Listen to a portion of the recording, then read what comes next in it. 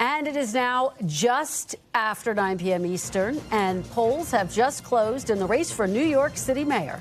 The NBC Decision Desk characterizing that contest as too early to call. This race has thrust 34-year-old Democratic socialist Zohran Mamdani into the national spotlight after he ran a fiercely anti-Trump campaign that also focused on economic issues and affordability.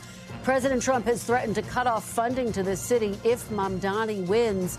Moving to Virginia, NBC News can project the Democrat Abigail Spanberger has won the governor's race, flipping the governor's mansion back to Democrats. We just heard from the governor-elect as she delivered a victory address before an electric crowd of supporters. Take a listen. It is the honor of my lifetime to be elected the 75th governor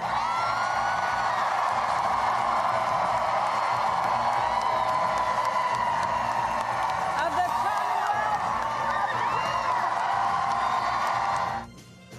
Fired up crowd there. We are also watching the return to New Jersey's governor race.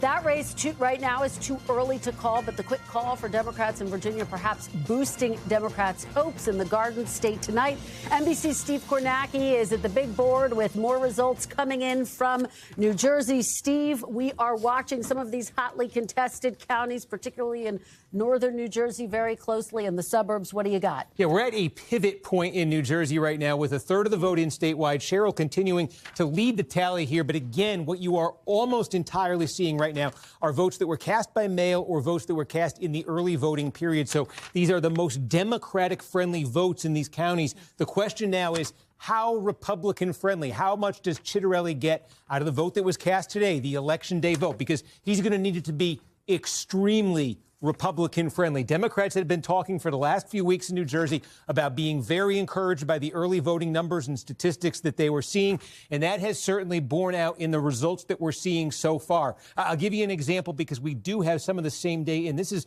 Gloucester County here. This is blue-collar, middle class. This is south of Philadelphia here. Now, about half the vote is in Gloucester County. You see Cheryl leads the tally by 15 points. Gloucester County, 4 years ago, when Jack Chitterelli nearly won the governorship, was one of the big surprises in New Jersey. In fact, there was talk that there was a red wave in South Jersey in 2021. If it had extended fully to North Jersey, Chitterelli would have won in 2021. Well, Gloucester County, in many ways, was the epicenter of that red wave. He won it by double digits. That was a big surprise. He's down 15 in the tally right now. And why that's important is because we have gotten a little. I don't want to say it's a ton, but it's one of the few places where we do have some of that same-day vote that has now been tallied up. And Chitterelli is doing better in the same-day vote, although with the same-day vote that we've gotten so far, it's not at the kind of margin that it needs to be better. The same-day vote that we've seen so far from Gloucester County is pro-Chitterelli, but it would not, if it becomes the trend, be pro-Chitterelli enough to lift him past Cheryl, let alone to the 10-point margin that he got out of this county. So again, let's see. There'll be more same-day vote to come there, but it's going to have to get a lot more pro-Chitterelli. And we're seeing that in counties, around the state. Here you go. Monmouth County. I mean, this is a big one. There's a big debate. Do you believe Central Jersey is a place or not? Well, if there is, Monmouth County is the capital of Central Jersey. About half the vote is in. And again, most of this is early same-day. But to give you a sense of the scale of the challenge for Chitterelli, he leads by about 3 points. He wants to win this county by 20. He won this county by 19 points 4 years ago, and it was a near miss statewide. So this won't do. He is going to have to absolutely romp in the same-day vote. Those are the kinds of margins Democrats have amassed in that early vote. To just show you again, Hudson County, we do have some same-day vote here. We started the night with this one, and we're watching this one because this has a very large Hispanic population, and Donald Trump did extremely and surprisingly well for a Republican in Hudson last year. The question was, could Chitterelli tap into those gains Trump made with Hispanic voters? And again, the same-day vote that's coming in here, it's a little bit better, a little bit less bad for Chitterelli than that initial batch of early vote and mail vote was. But again, this is what Trump was able to pull off in Hudson County. This is what Chitterelli is looking at right now. So he's got a mountain to climb in the same-day vote. It's coming in awfully slowly, but trust me, when we start getting big batches of it, I'll scream. And I'm just going to check in here in New York City because I just want to tell you the way there it is. It all comes in at once, and there it is. Okay, we just got more than a third of the vote. How about that for timing? How about that? We just got more than a third of the vote in. Now, what you're looking at, these are votes that were cast early And this is vote that was cast by mail, stay with me here, and received by last Friday. So there is still more vote by mail that came in over the weekend, came in today, will come in, that's yet to be counted. But you're getting all of the early vote that was cast in New York City. You heard so much about, was this a good demographic for Mamdani? Was it a good demographic for Cuomo? And you're getting a lot of the mail. And there it is for Mamdani, a 12-point advantage with that. So what's left now heavily is going to be the vote that was cast same day today. And we're seeing lots of reports of heavy turnout around New York City today. But this is very similar to what we were just talking about in New Jersey, where the same day vote doesn't have to be pro-Chitterelli. It has to be really pro-Chitterelli. The same day vote in New York City doesn't just have to be pro-Cuomo. It has to be really pro-Cuomo to overcome now a 12-point deficit here. Now, again, it is interesting when you look at this. One of the things that Cuomo needed, and this was the story at the 11th hour, was that, Trump weighing in saying, hey, you got to vote for Chitterelli. The idea there was to marginalize the Republican candidate, Curtis Sliwa. And that number for Sliwa at 8% is lower than he was getting in the polls. You saw polls with Sliwa 15, 20% right now. He got 8%, at least in this early and mail-in portion of the voting. And again, that's why I think this, the polls were all over the place here. There was one last week that had it at 25. There was another one that had it at about 5 points. So it was all over the place. But it does look like there was some consolidation here of Sliwa slipping in this voting process and Cuomo benefiting. Not enough to catch Mamdani here. Cuomo wants that trend, though, to continue and maybe accelerate on the Election Day vote. Because remember, Trump said it only last night. So does this Sliwa vote actually go down further on Election Day? Is there more consolidation in that vote? Would that provide an avenue for Cuomo to come back? But he's going to need a big, big Election Day. Steve, you talk about reports of gangbusters turnout in New York, and the Board of Elections has said they now have 2 million votes in the city, which is the most since 1969. Obviously, this is a super competitive general election mayoral race, but I wonder how you see that and how that would be a factor here. Well, no, and that's why I thought there was volatility. That was the word I kept using talking about this. When you saw polls at 5, you saw polls at 25, and you face it, we've had a bunch of interest of general elections in New York City that are pretty low interest blowouts lately. This is not low interest, pal. Exactly. and the extra piece of volatility, and I can't wait to dive into the neighborhoods when we can do that, because the thing that makes that so volatile is this. The cutoff line, and we see this in the exit poll, is about 45 years of age. Voters over 45 are a pro-Cuomo demographic. We see him winning those voters. Voters under 45, Cuomo falls off an absolute cliff. And especially when you get under 30, he's being trounced, lapped 3 times by Mamdani. So the question becomes, critically, what's the median age of this electorate? Is one group turning out more than the other? Cuomo's hope today is that older voters in New York City, older voters in the outer boroughs, flooded the polls, are anti-Mamdani, decided Curtis Sliwa didn't have a chance, and rallied behind Andrew Cuomo in massive, as you would say, record-shattering numbers. That would be his hope, because he doesn't just need big turnout. He needs the turnout to be disproportionately older, because Mamdani is clear. I mean, you see these in the polls. We've seen age divides before. I gasp every time I see it in New York City. It's off the charts. Steve, if you can you break down what we're seeing in the boroughs? And we don't have Staten Island yet. Yeah, let's take a look here. Yes, we don't now, and that is actually Kristen. That's a very important point here. Staten Island is the most conservative. It's smallest by far. It's the smallest of the boroughs, but it's the most conservative, and you can expect this to be a Cuomo jurisdiction tonight. But let's take a look here in Manhattan. And Mamdani leading here by 8 points, about 40% of the vote counted.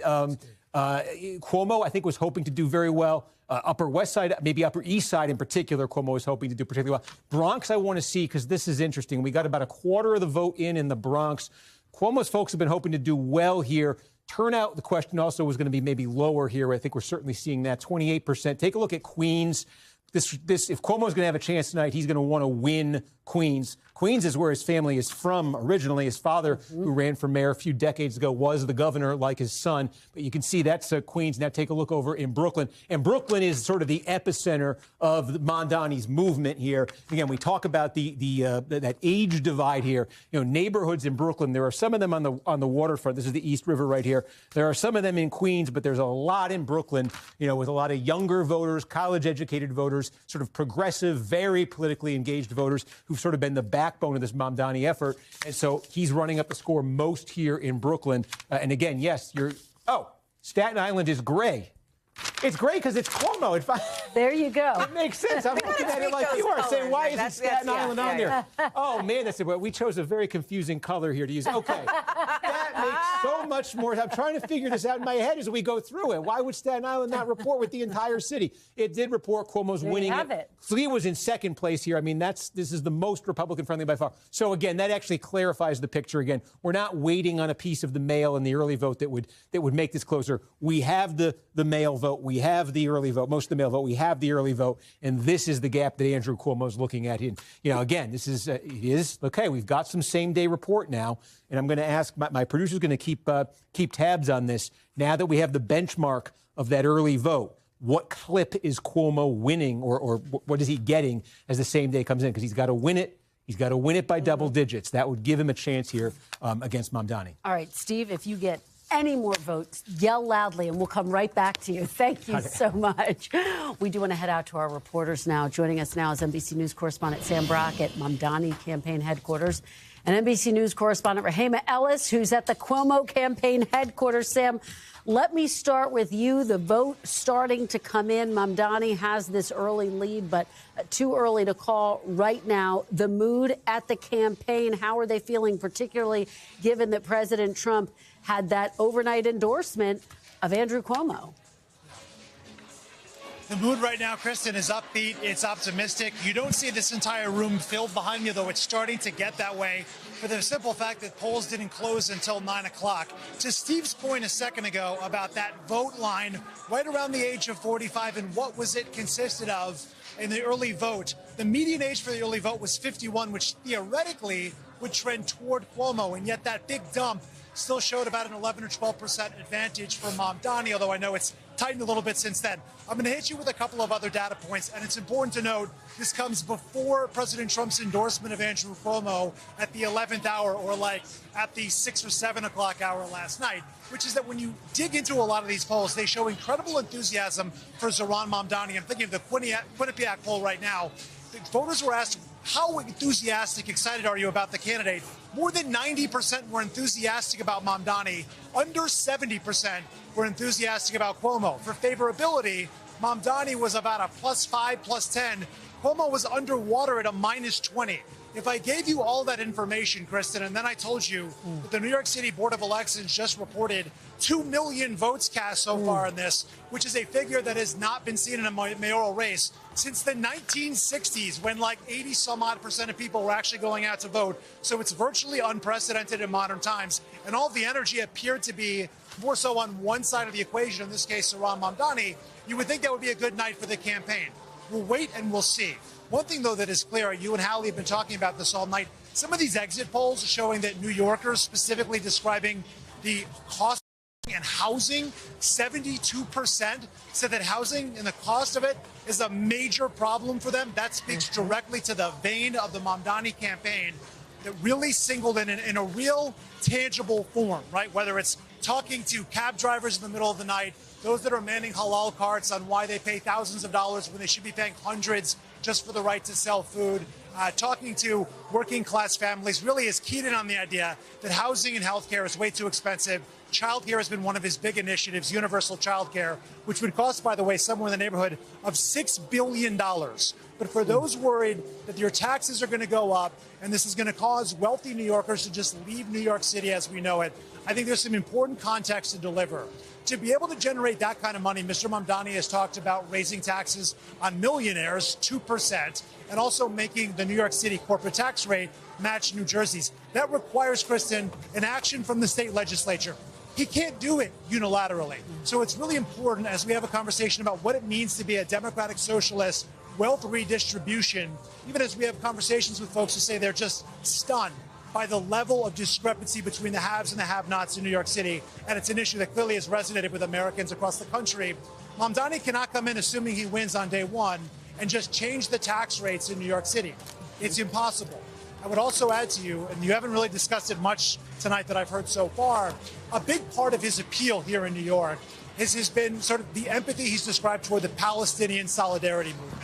You are talking about a city that has more than 1 million Muslims thereabout, about 1 million plus Jewish Americans too, right? These are massive populations fractured on what's going on abroad. Mamdani has come in with extremely strong language toward Israel, calling what has been enacted there by the Israeli government genocide in his words, and refusing to acknowledge Israel as a Jewish state, which has been described as anti-Zionism. But he has also been extremely emphatic that he wants to combat anti-Semitism by any means necessary. This is such a delicate issue, and it really has permeated communities all over New York City. So I would say if the umbrella of his campaign is affordability and reaching people where they are, the idea of PEP, Progressive Accept Palestine, has really struck a nerve here in New York, and it's almost the soul of what he's doing. Those two things are what I would be keeping an eye on in the days ahead. But right now, there is obviously a ton of optimism here that Mr. Mamdani is going to be the next mayor of New York City. And Sam, quickly before I go to Rahema, that has been a thorny issue for him. He's had to answer a number of questions, in some instances had to clarify some of his remarks as it relates to what's happening in the Middle East, right?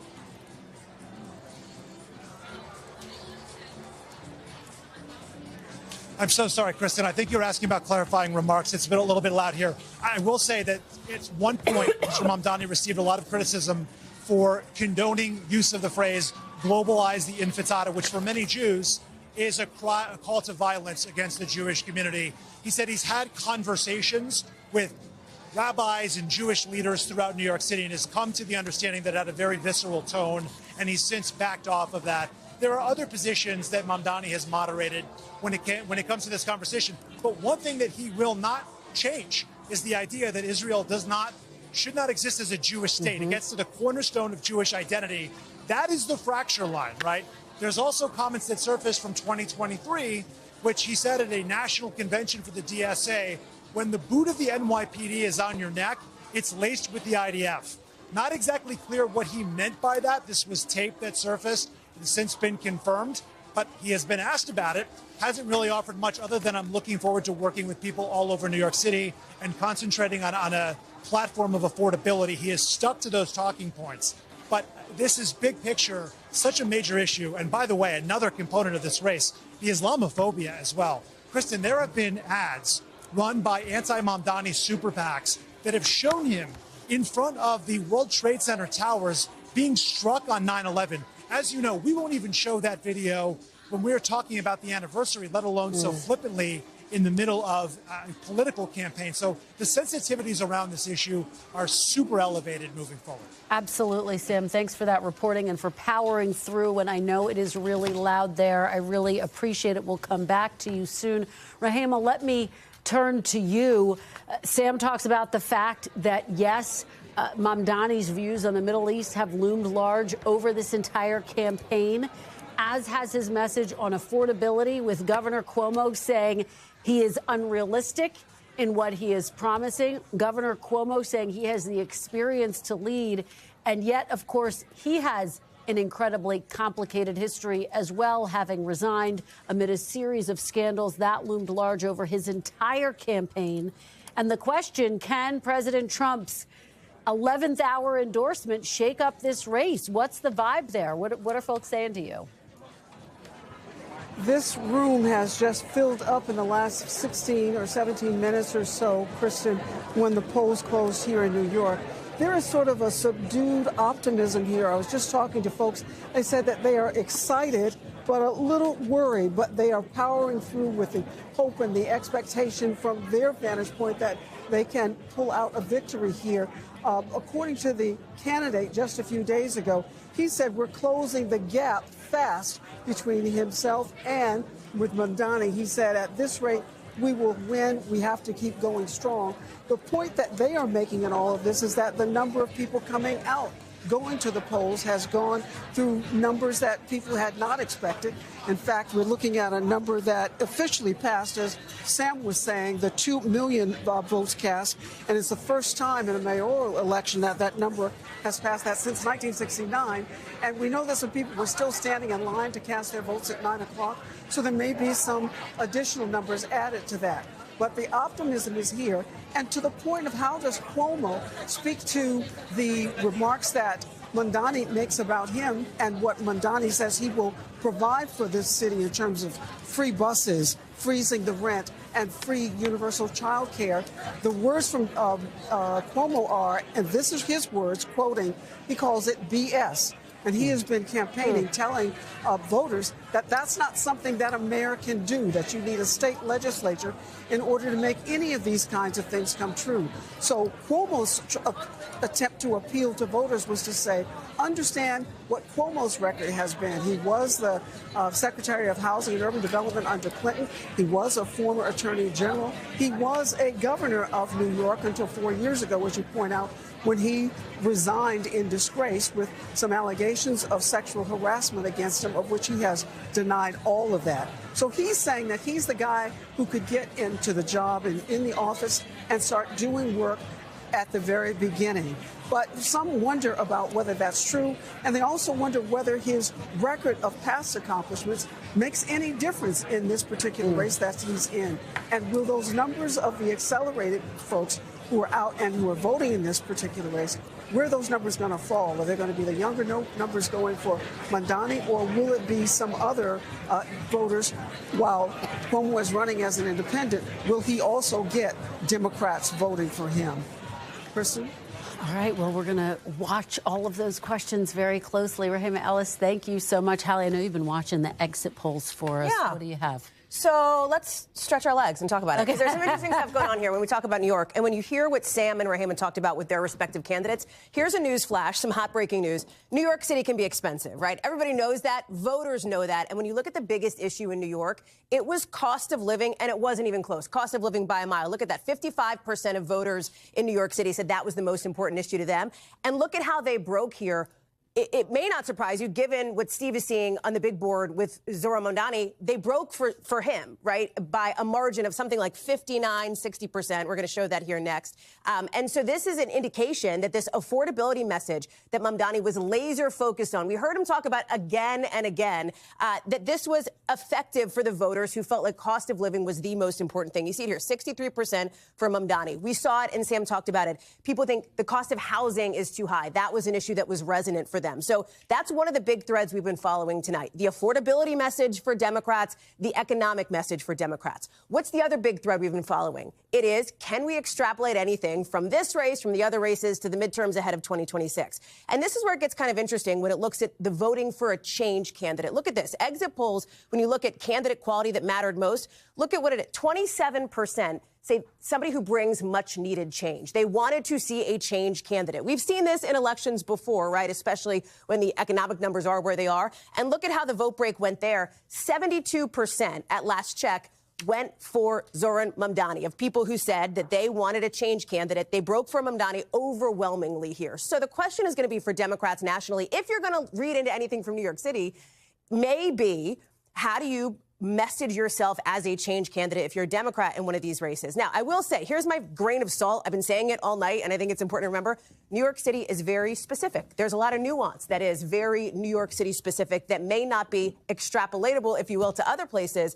You heard Leader Jeffries talk about that when he was on with us just a couple of minutes ago, Kristen. So that's a dynamic at play here. But I do think those two nuggets are pretty interesting from the exits tonight. Absolutely. And that word change, of course, has been such a big part of every election that we've covered practically for the past decade. So that's a very good point. Steve Kornacki, let me go back to you, because speaking of, you are getting more vote coming into New York. What can you tell us? Yeah, New York and New Jersey. We got a lot of flying here at once, but we've been saying New Jersey. Look, the story is Chitterelli needs to have this huge same day. So we're getting close now to complete in some counties. And I want to show you Monmouth County. We just set this one up a few minutes ago. This is a big county, and this should be a core Republican county. Now, 90% of the vote is in. Jack Chitterelli is going to win Monmouth County. Yeah, he didn't win it by enough. Okay, and we do have NBC News can project now that Mikey Sherrill is the projected winner of New Jersey, the governor-elect of New Jersey. Mikey Sherrill, who ran on a message of affordability of the economy, promising to lower property taxes against Jack Chitterelli. This is his third time running for governor. He was endorsed by President Trump, but in this case, it did not make enough of a difference. Steve Kornacki, let me go back to you very quickly before I go to the panel.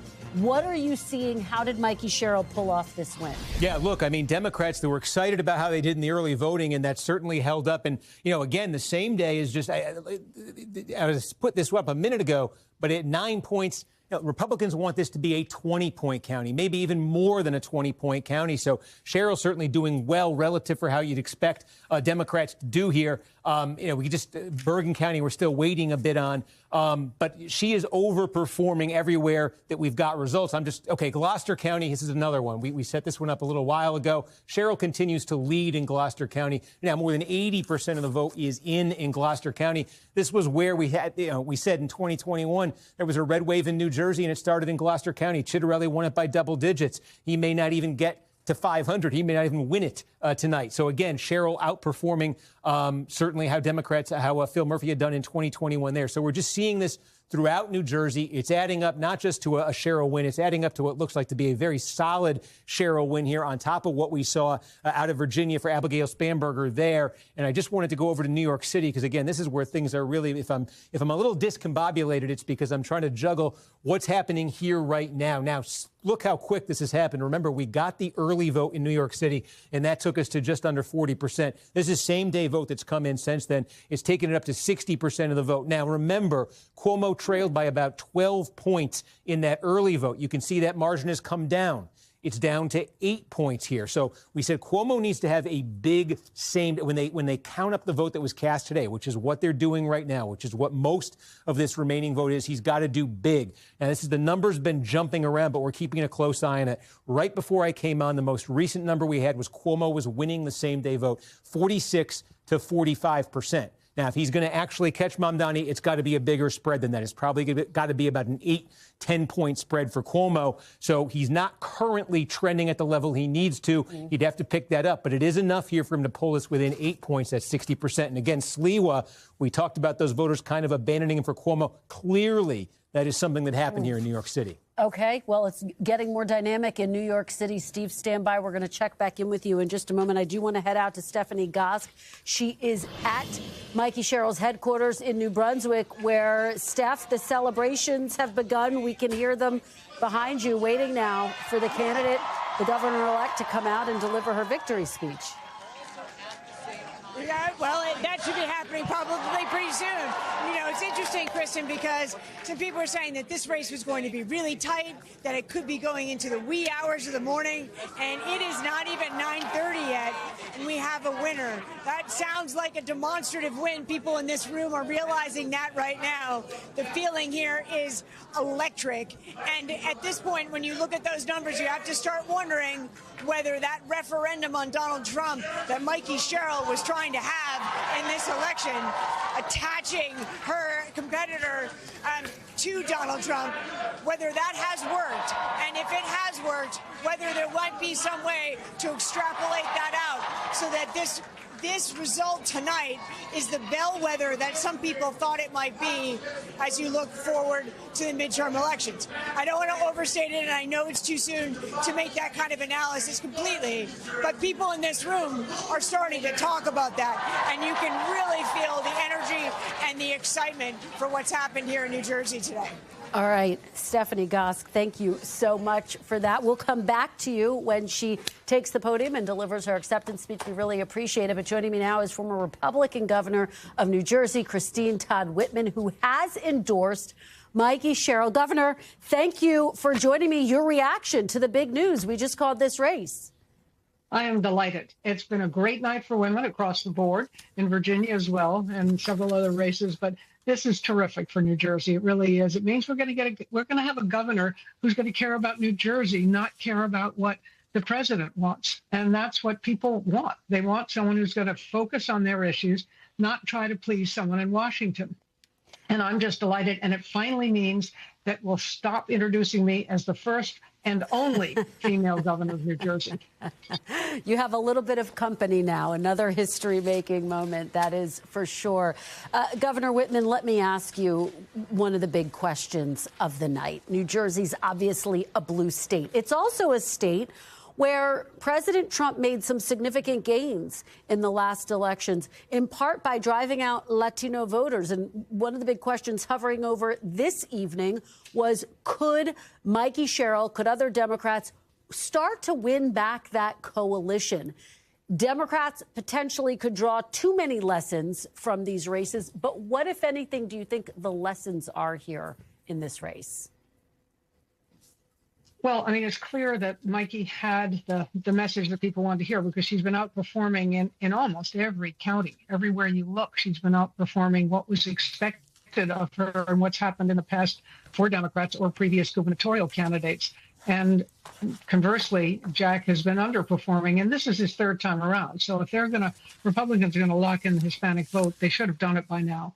And I think it shows that Mikey, people who are in the center, can reach out to everybody. And that's what people want. I mean, that's why we have the Forward Party that Andrew Yang and I have among the co-founders, to offer people a choice of representatives who are going to really represent them, elected officials. And that's what Mikey Sherrill has said she was going to do, is go after those New Jersey issues and only concentrate on New Jersey, not worry about what Washington is saying or wanting them to do. I mean, she cares about what they're saying, and that's one of the things. Jack said he could think of nothing that Trump had done that was wrong for New Jersey, and yet he's canceled the tunnel. He's done innumerable things that have cost New Jersey money and that have hurt the state. And so people understand that. Governor Whitman, you take me to my next question. Do you think this race is equal parts in support of Mikey Sherrill and also a rejection of President Trump and this second Trump administration and some of his policies? Well, it's definitely a combination. I mean, all elections at the end of the day are local, but in any election this year, the president is such an overwhelming figure, has made so many decisions that are hurting so many people that you can't ignore it. It's clearly a reflection, not just on the president, though, but on this dysfunctional Congress. I mean, the House hasn't been back in session for 6 weeks, and we're paying them. Governor Whitman, I hate to do this. I have to interrupt you. I have to thank you for joining us. But we do have another call that we want to make, which is that NBC News can now project that Democratic Socialist Zohran Mamdani is the projected winner, the mayor-elect of New York City, the first Muslim to hold that distinction. He came from near obscurity, an assemblyman, soared to the top of the list in the primary. Governor Cuomo was beaten there and then ran as an independent, and now he has declared victory once again. Steve, take us to the big board. How did he pull this off? How did he pull off what is going to be an historic win? Yeah, well, it's probably going to be closer, too, than his primary win. That was a 12-point margin he had in the primary. I mean, clearly, you said the polls were all over the place, but the polls that showed the closest margin here ended up being the accurate ones here, in part because that Curtis Sliwa vote, that is, 10 points, maybe 15 points lower than he was at in some of the polls. And it just looks like it really did consolidate behind Andrew Cuomo. One thing to look at as the vote continues to come in is, will Mamdani end up clearing 50%? Will he be able to say he got a majority? Now, in terms of where the remaining vote is coming in, the one thing Mamdani, besides the fact that he just won the race, if he wants to crack 50, the one thing he has going in his favor is disproportionately, there's a little more vote to come out of Brooklyn than the other boroughs, just in terms of the proportion of it. And that is Mamdani's best part of the city right now. And where there is the least amount of vote to come in is Staten Island. And that is obviously Mamdani's worst part of the city. So the opportunity is there for Mamdani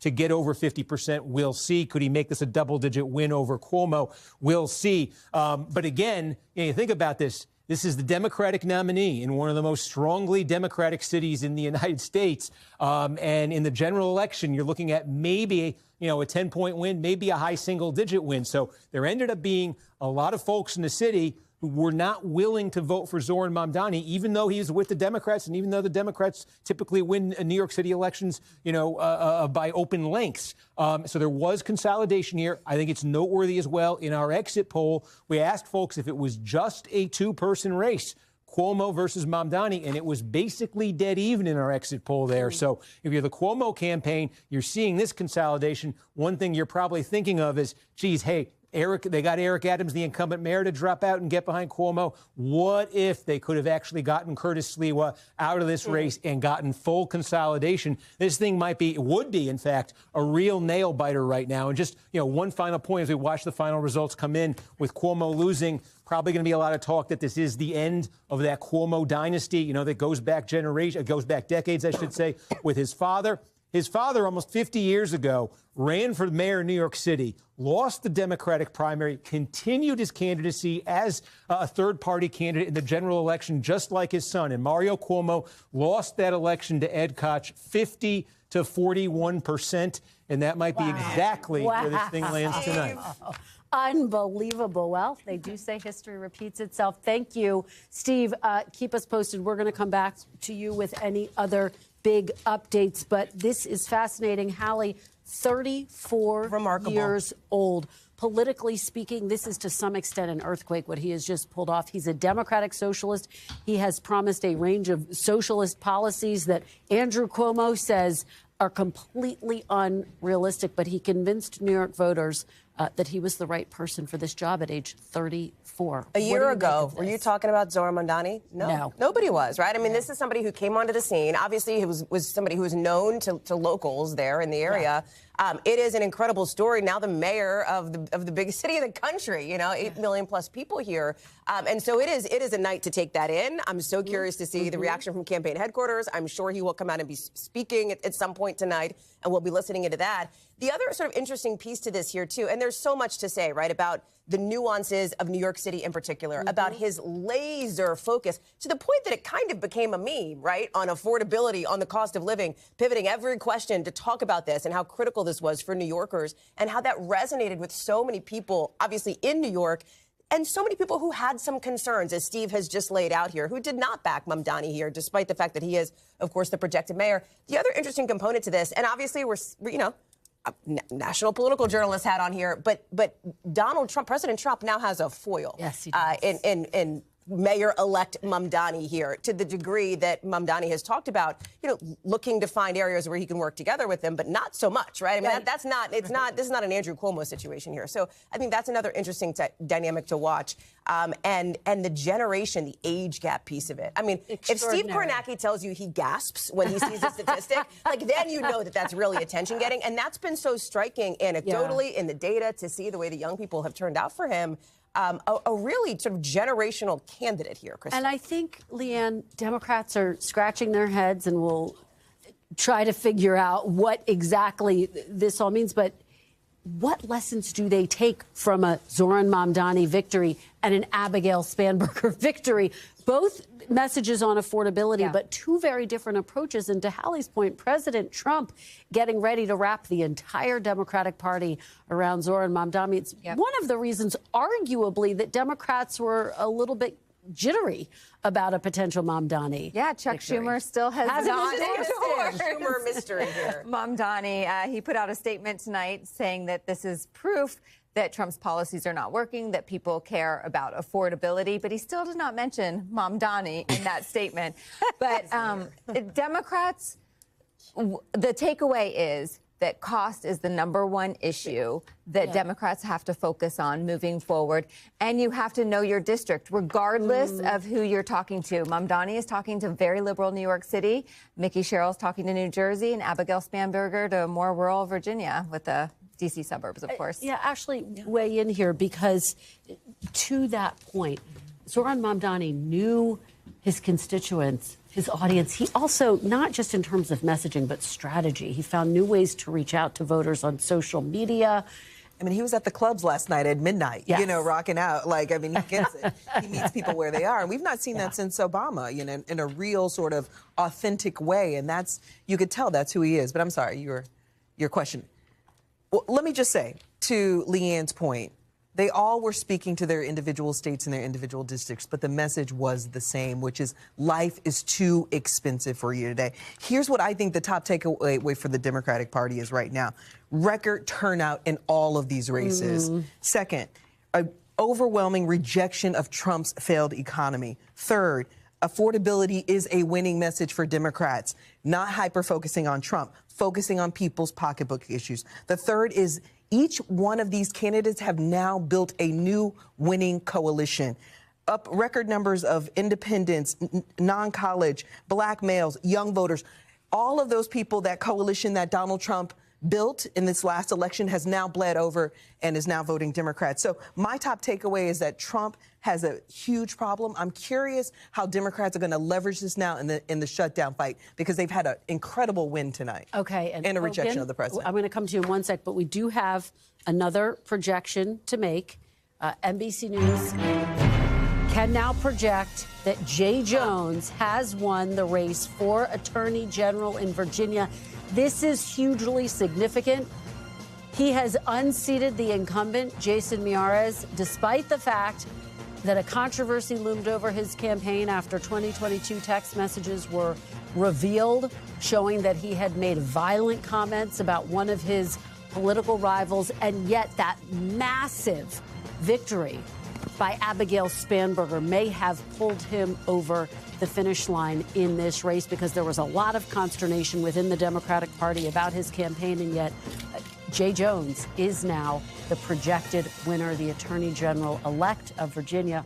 Hogan, let me go to you very quickly. The bottom line, this is a big night for Democrats across the board. President Trump, if we could go back to New York for a second, again, he's prepared to say that the entire Democratic Party is now represented by Zohran Mamdani, who's a Democratic socialist. But as you know, President Trump calls him a communist, even though he is not and says he's not. Yes. Yeah, it's a big night. But again, as I've said at the outset of these elections, these are Democrat states electing Democrat people to be their Democrat representatives in the Democrat-controlled government. This isn't necessarily news, although I think there's some really telling pieces of interesting information tonight. 51% of the people in Virginia just said they want someone to be their attorney general, the top law enforcement official, who said he wanted the Speaker of the House in Virginia to be murdered and Republican children to be murdered. Let that sink in about just how dark of a landscape that paints, number one. Number two, undoubtedly, I think this night shows that the Democrat Party is now the party of Mamdani. I think it's AOC. I think it's the entire left-wing base of what has been bubbling and roiling beneath the surface for quite some time now. I think they take control. And you see that, right, and you see that because Democrats like Chuck Schumer are terrified to vote for a continuing resolution until AOC says she's not going to run against him. They're terrified of that radical base. And also the issue of affordability. I think this is interesting because, as you know, prices for gas and groceries down under Donald Trump. Inflation is down under Donald Trump. Interest rates are coming down as well. The affordability issue is important in these states. New York and New Jersey have some of the highest state taxes on the planet. So they don't have anyone else to blame but themselves for high prices. And I'm going to be interested to see how Mamdani decides to tackle that, considering he has made a lot of claims. I will say one last thing about him. The only thing authentic about Zohran Mamdani is that he is wildly inauthentic. He has been trying to be everything to everybody from the outset, and I'm going to be interested to see who holds his feet to the fire. Actually, I'm going to let you respond to all of that, because what Hogan just laid out is the argument, I think, that you are going to hear from Republicans heading into the midterms, which will officially start tomorrow, by the way. I mean, listen, I mean, they have to be sweating it out after tonight. I don't know how any Republican is feeling good about... To this argument that Hogan is making, the Democratic response should be what? The argument about Mamdani being the face of the Democratic Party? I mean, I think the answer is, and the people want it. I mean, the message has been the same for each one of these candidates. I mean, you take out this issue of socialism and this hyper-focus on how to label Democrats, et cetera, et cetera.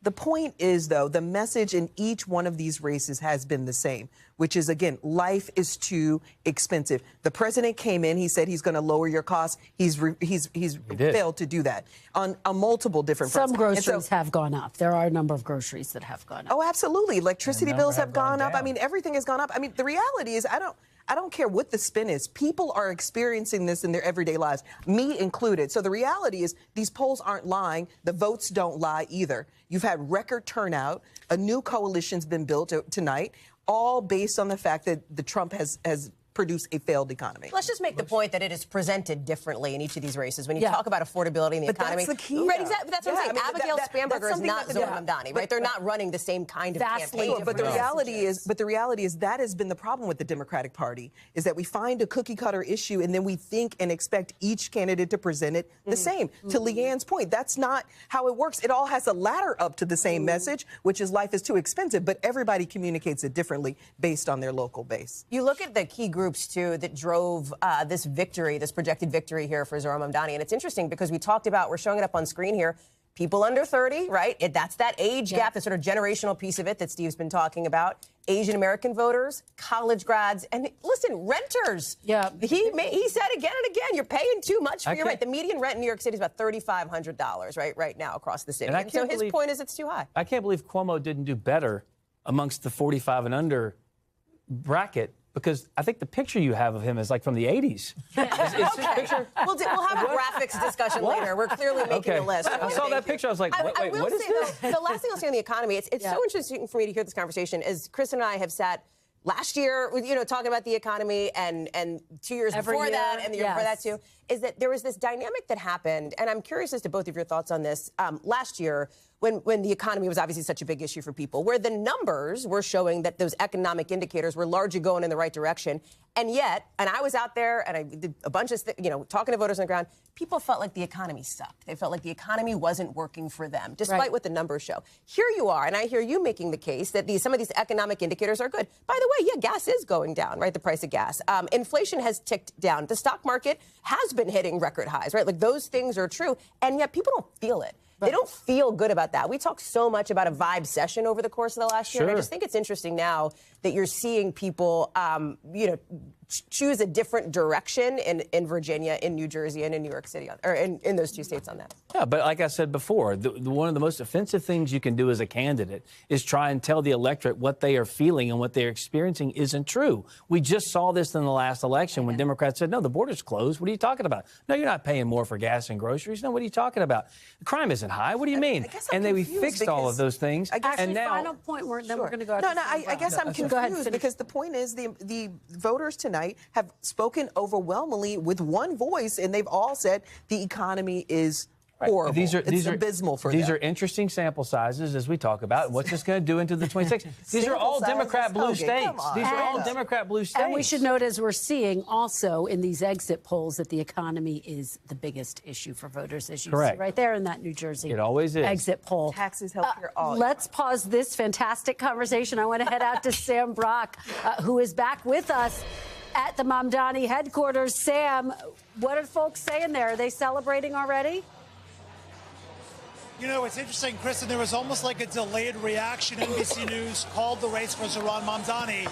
And then about maybe 2 or 3 minutes later, all of a sudden there's just this huge wave of applause. And the room behind me is just filled up. It's packed.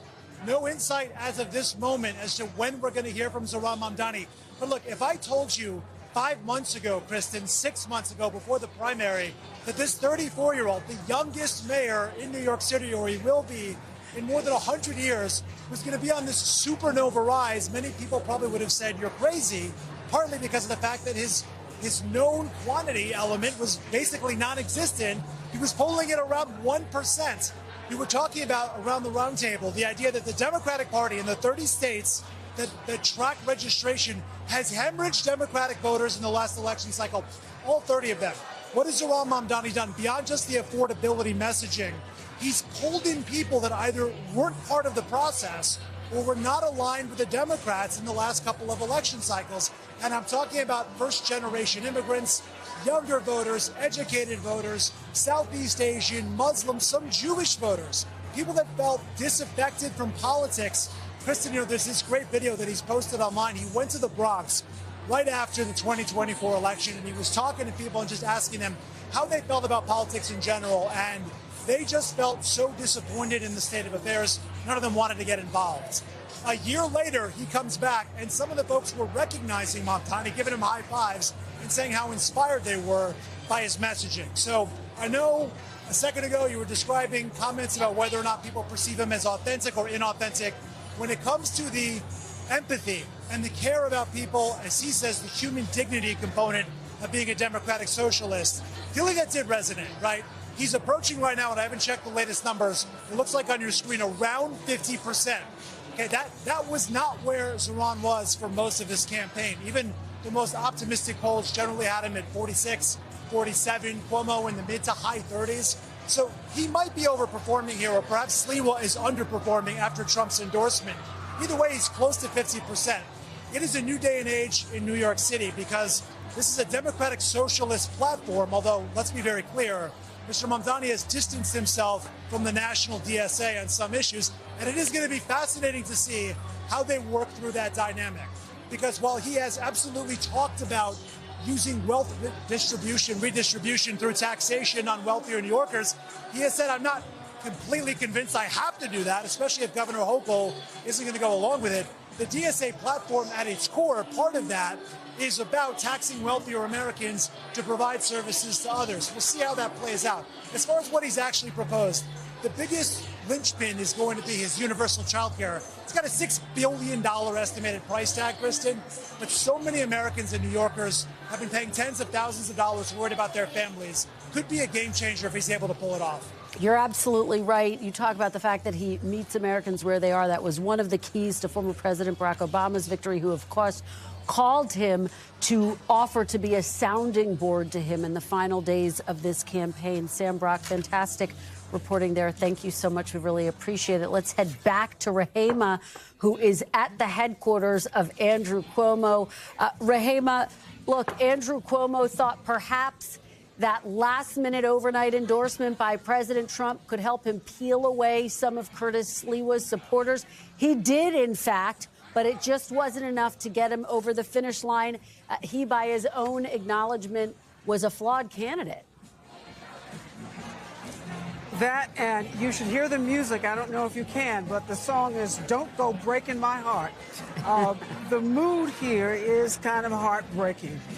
The people are not, it's not a jovial mood here at all. When they saw on the screens that Mamdani has been chosen as the next mayor of New York City, this is the music that came up on the loudspeakers. This was a time when there are so many people who were thinking that Cuomo might be able to pull this thing out, because there was when Curtis Sliwa came up on the big screens and he was talking, the entire room that's filled with people, they booed in disagreement with Sliwa and even the fact that he was on that screen.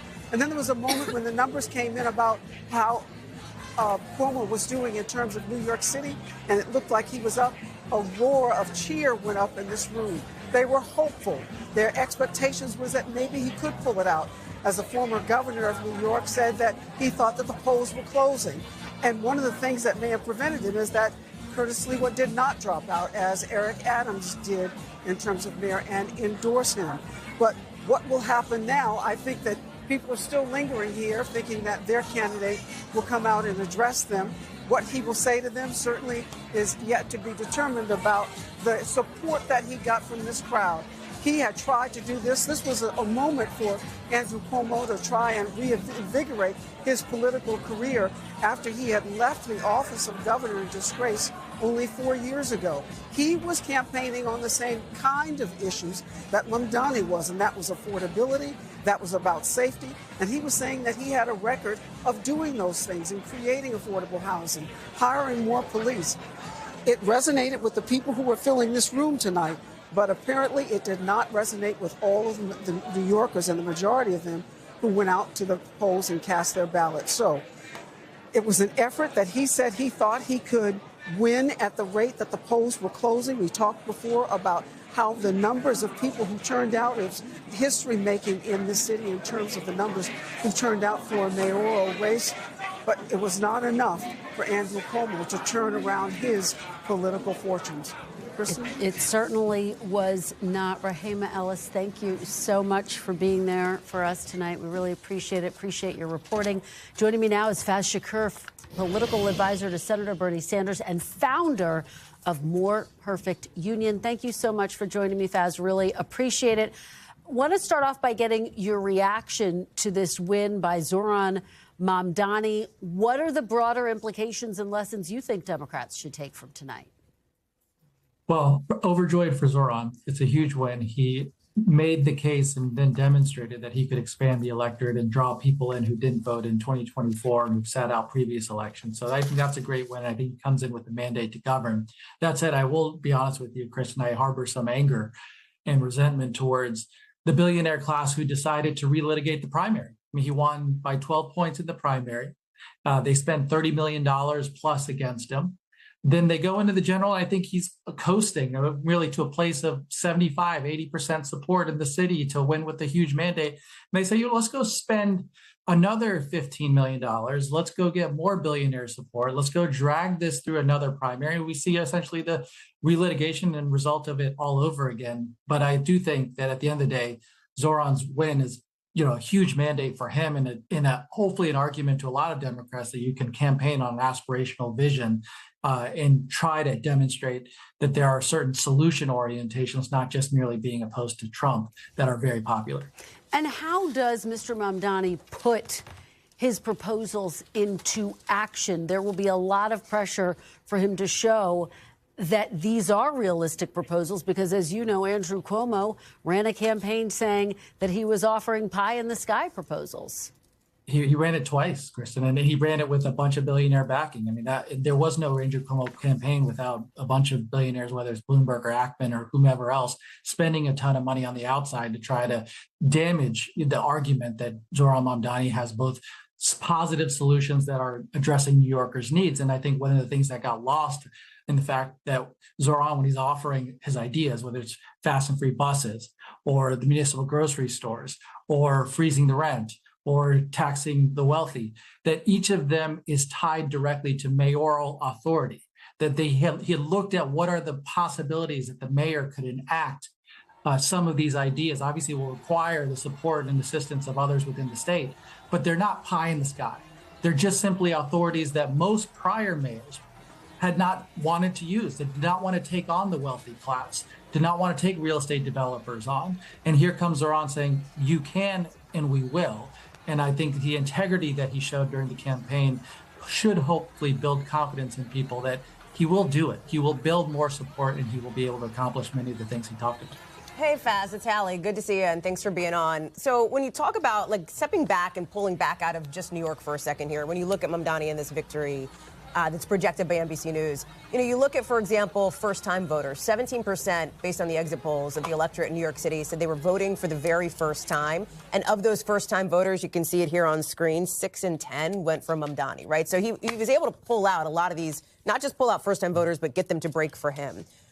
With that data point, with the other data points that we've seen on affordability, on the messaging here, is there, and I think this is risky, right? Is there a lesson that Democrats can learn more broadly beyond New York City? Because New York City, people who live in New York City will tell you it's a real special place, right? And so how do you think about that as you're looking ahead to next year? Allie, one of the ways you might want to think about, and we all should think about what happened tonight in New York City, is it turned out to be a primary within the Democratic Party. And it gives you a sense of where are Democratic voters when given choices, in my view, a choice of a corrupt kind of pro-billionaire establishment candidate in Andrew Cuomo, and then somebody who's offering bold, new, positive solutions that energize, to your point of the graphic, new voters and excite people about a type of politics. And what we've been told for a long period of time is that kind of exciting kind of politics doesn't sell well, it's naive, it's pie in the sky. Obviously, lots of billions are spent to try to send that message. And yet, mandate of majorities of Democrats, strong majorities of Democrats saying, that's it. Give me more of that kind of politics. And I think if you're in a different part of the country, whether Nebraska or California or Arizona, I hope you're taking away, let's be aspirational with specific, concrete, affirmative visions to address cost of living. It doesn't have to be exactly what Mamdani did in New York. It has to be some vision that tries to aspire to the same specific objectives of giving people concreteness about the ways we can address their problems. Faz, we have about a minute left here. President Trump has threatened to cut federal funding to New York. What are the implications of that? Would that complicate Mr. Mamdani, Mayor-elect Mamdani's tenure? There is, for now Mayor-elect Mamdani, I think some lessons to learn from Trump, which are that every day President Trump comes in with a ball of fire and it's a whirlwind of action. You know this better than most, Kristen. Just every day there's 4, 5, 6 things that this administration is doing, and it keeps you off kilter. And I think there's a way to do this in a positive, affirmative way.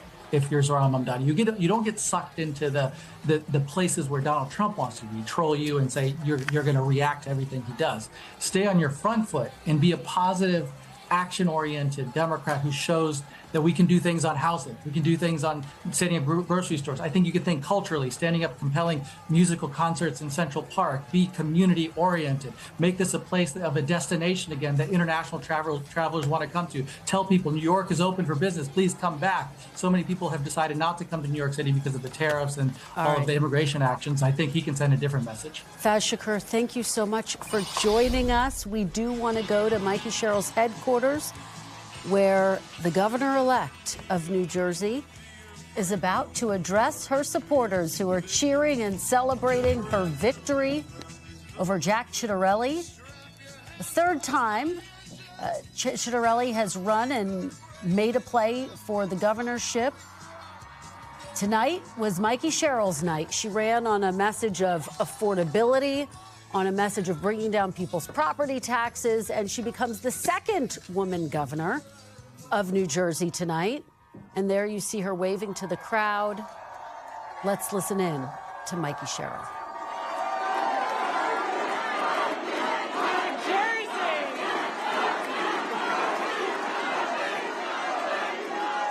Well, they always say we're loud, but man, with this vote, you guys just scream from the rooftops.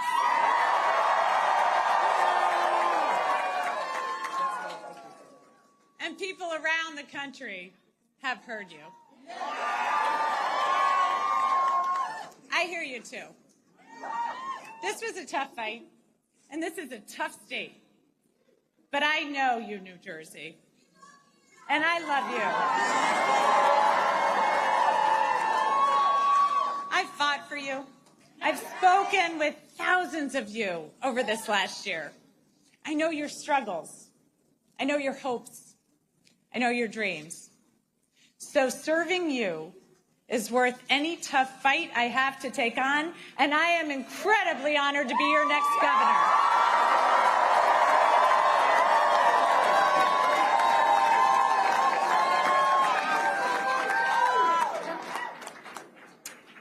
When I was 18, I raised my hand and I swore to defend the Constitution. And that moment defines me. It taught me that leadership means carrying the weight of other people's hopes, standing firm when it's easier to bend, and always putting the common good above personal gain. And I know how hard it can be to serve in these times. And I just got a call from Jack Ciattarelli, and I want to recognize him for stepping up.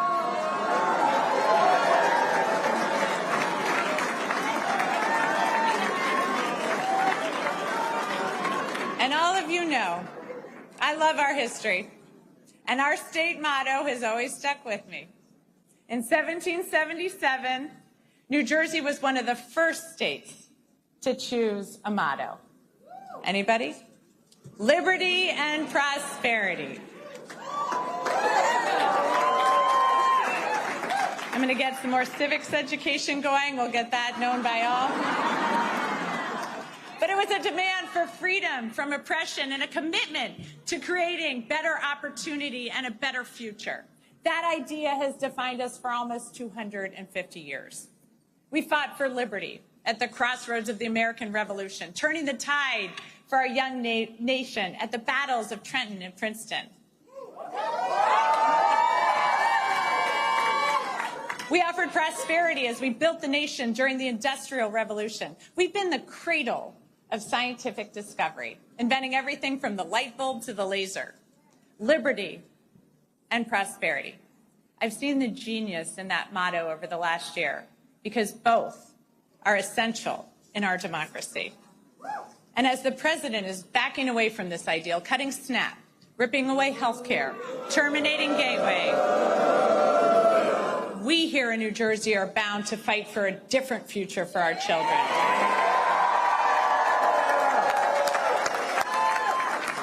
We see how clearly important liberty is. We know that no one in our great state is safe when our neighbors are targeted, ignoring the law and the Constitution. But prosperity is equally essential. Liberty alone is not enough if the government makes it impossible for you to feed your family, to get a good education, or to get a good job. So in this country, that shouldn't be too much to ask. But right now, all of it seems at risk. Governors have never mattered more.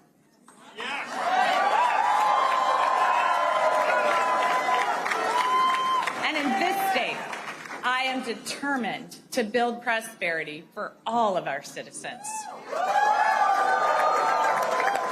And I've heard from thousands of you about what liberty and prosperity mean to you, what it's going to take for your family to thrive. So I hear you, Newark. I'm going to work with communities from the ground up so all of our neighbors thrive.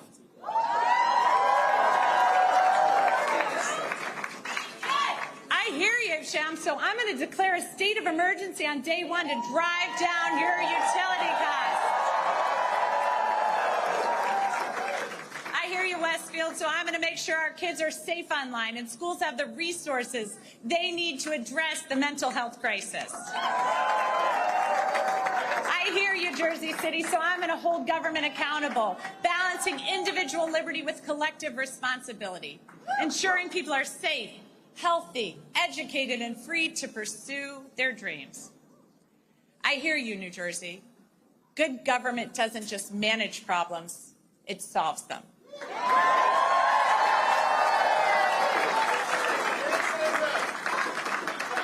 So I'm going to continue to listen and work with you to move our state forward, because I have learned so much as I've traveled our state. Our innovations, our businesses, our inventors and entrepreneurs have amazed me, but it's the people that have left the biggest mark, especially those who are fighting for prosperity for their entire communities. I was moved during my block walk in Trenton with Shanique as she spoke so passionately about the promise of her city and her neighbors despite the challenges.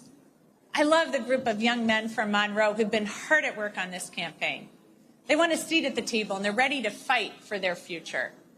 The little girls who come up to me to say that they're going to be a governor or they're going to be a president. It reminds me of my own belief that anything was possible. Akeem's team, who worked their butts off,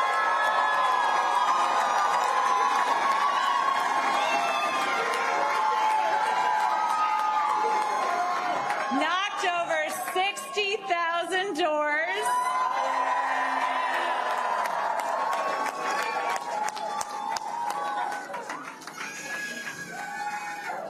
Akeem told me these are not the kids who will succeed in Trump's vision of this country, but they will in mine. The men and women in labor.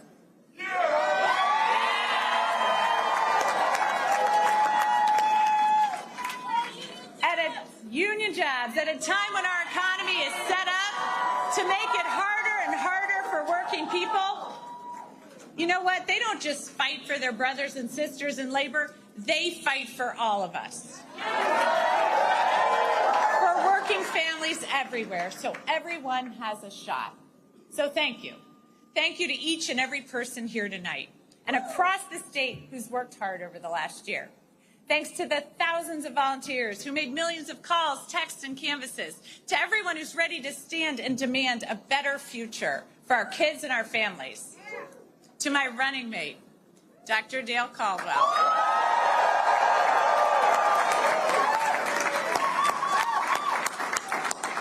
You've already served our state so well, and I'm proud to have you by my side as we embark upon this new chapter for New Jersey. To my team, who put together a campaign the likes of this state has never seen, and helped in our efforts to create a great... You have been listening to Governor-elect of New Jersey, Mikey Sherrill, deliver her victory speech. Hallie, focused on her platform of the economy, affordability, making New Jersey safer, bringing property taxes down. This is a former Navy helicopter pilot. She's a former prosecutor. She's a member of Congress. Former roommate of That's Abigail right. Spanberger. Former roommate of Abigail Spanberger. And tonight, both of them making history. That's right. That's right. Both governors-elect in their respective states, if you will. And let me go back to that conversation. You and I started this night talking about what our key takeaways that we were looking for would be, right? Our biggest questions. And one of them for us was the margins, right? If Democrats did as they're, as the polling suggested they may do and pull out victories in New Jersey, in Virginia, in New York, as we have now projected tonight, what do those margins look like? And what's so interesting here as we listen to Governor-elect Cheryl speak there, are the numbers that we're starting to see, and I defer to King Kornacki over there at the big board when it comes to where the margins are here, but it's super interesting because in my conversations prior to election night with strategists on both sides of the aisle, a good night for Democrats would be her winning, +7 they would feel great about.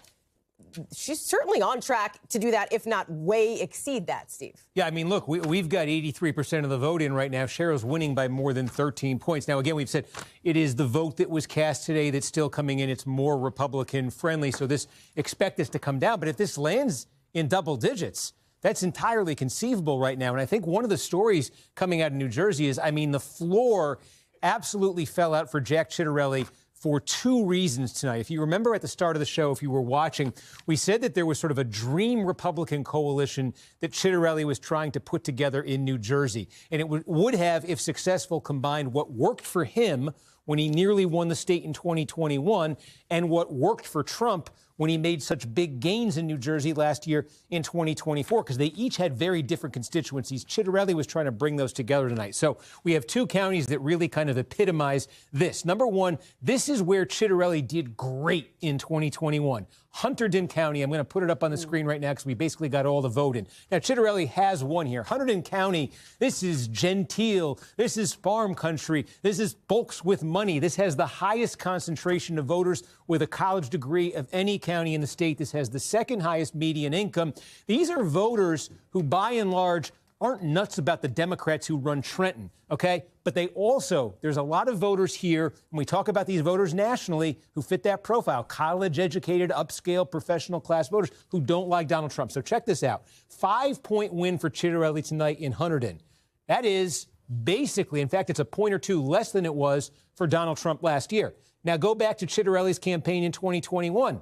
He ran up the score in Hunterdon County. Yeah. And we're seeing this in places like Hunterdon County all across New Jersey tonight, where, college-educated suburbanites, where Ciattarelli was really able to do well in 21 when Trump was an ex-president. And when Ciattarelli kept his distance from Trump, we saw that their antipathy to Trump remained in place in 24, and it seems to have attached itself to Ciattarelli. Those voters seem to be saying, if Trump's in the White House, I'm not voting for a Republican, even if it's a Republican I voted for 4 years ago. So Ciattarelli failing to replicate what he did in those places 4 years ago, that's one piece of it. The second piece of it, we talked about this again. This was a New Jersey story. This was a national story in 24, Trump's massive gains with Hispanic voters. And one of the places to look for that, right here, Hudson County. We don't have all the vote, but we got most of the vote in Hudson County. And again, Jersey City, Union City, West New York, some of these cities are 80% Hispanic. And again, you see a 48-point margin for Mikey Sherrill here. Compare that to what happened last year. This was a political earthquake when Donald Trump only lost it by 28 points. That represented some massive, massive gains for Trump. So it goes from 28 to 48. And what's 48? 48's back where the Republicans started. That's what Ciattarelli lost Hudson County by in 2021. That's 46 points, essentially what Trump lost it by in 2020. So you got one outlier in the last four big ones in Hudson County. It was Trump last year. So again, we said coming into the night, we said if Ciattarelli's going to pull the upset, he needs to keep those suburbanites who were okay with him in 21 when Trump was next president. We wanted to see, are they still okay with him with Trump in the White House? Answer, no. Hispanic voters in places like Hudson County, they were not with Trump entirely, but more than expected. Yeah. Would that happen with Ciattarelli? Answer, no. Steve, can you show us what happened in Passaic County? Because that was obviously one of the other big counties that we've been watching for that very question. Would Jack Ciattarelli be able to hold on to the coalition that Trump built in 2024? The answer, obviously, no. But what did we learn in that county? Yeah, and I expect it. You see, it's about half the vote. So I'm a little hesitant here only because we do have the same day vote still coming in. So I do expect this number to tighten that you're seeing here right now. But again, the form that we've seen all night in New Jersey is it tightens, but it's not tightening nearly to the degree that Chitterelli wanted it to. So again, put this in some perspective. Trump outright won Passaic County. Again, you're talking 40% Hispanic Passaic County. This is where the city of Patterson is. You know, Passaic really is. It's Patterson. It's the city of Passaic. These are two heavily Hispanic cities. You got a bunch of sort of big blue-collar, middle-class towns, places like Wayne, New Jersey, if you know it well. And there's some rural areas, actually, believe it or not, up here. But anyway, it's a mix of those things. Trump was able to win it, and no Republican in a presidential race had won Passaic County in decades when he pulled this off. Now, there were some signs when Chitterelli was running in 2021 of Republican life here. This was a decent performance for Chitterelli to come close and miss, but Trump outright won this. And again, I expect this to get closer tonight, but based on what we're seeing around the rest of the state, I think Passaic's likely to go back to the blue side tonight. All right, Steve, thank you for that deep dive. Hogan, let me turn to you because I have a Republican strategist reaching out to me saying what's surprising about New Jersey are the margins.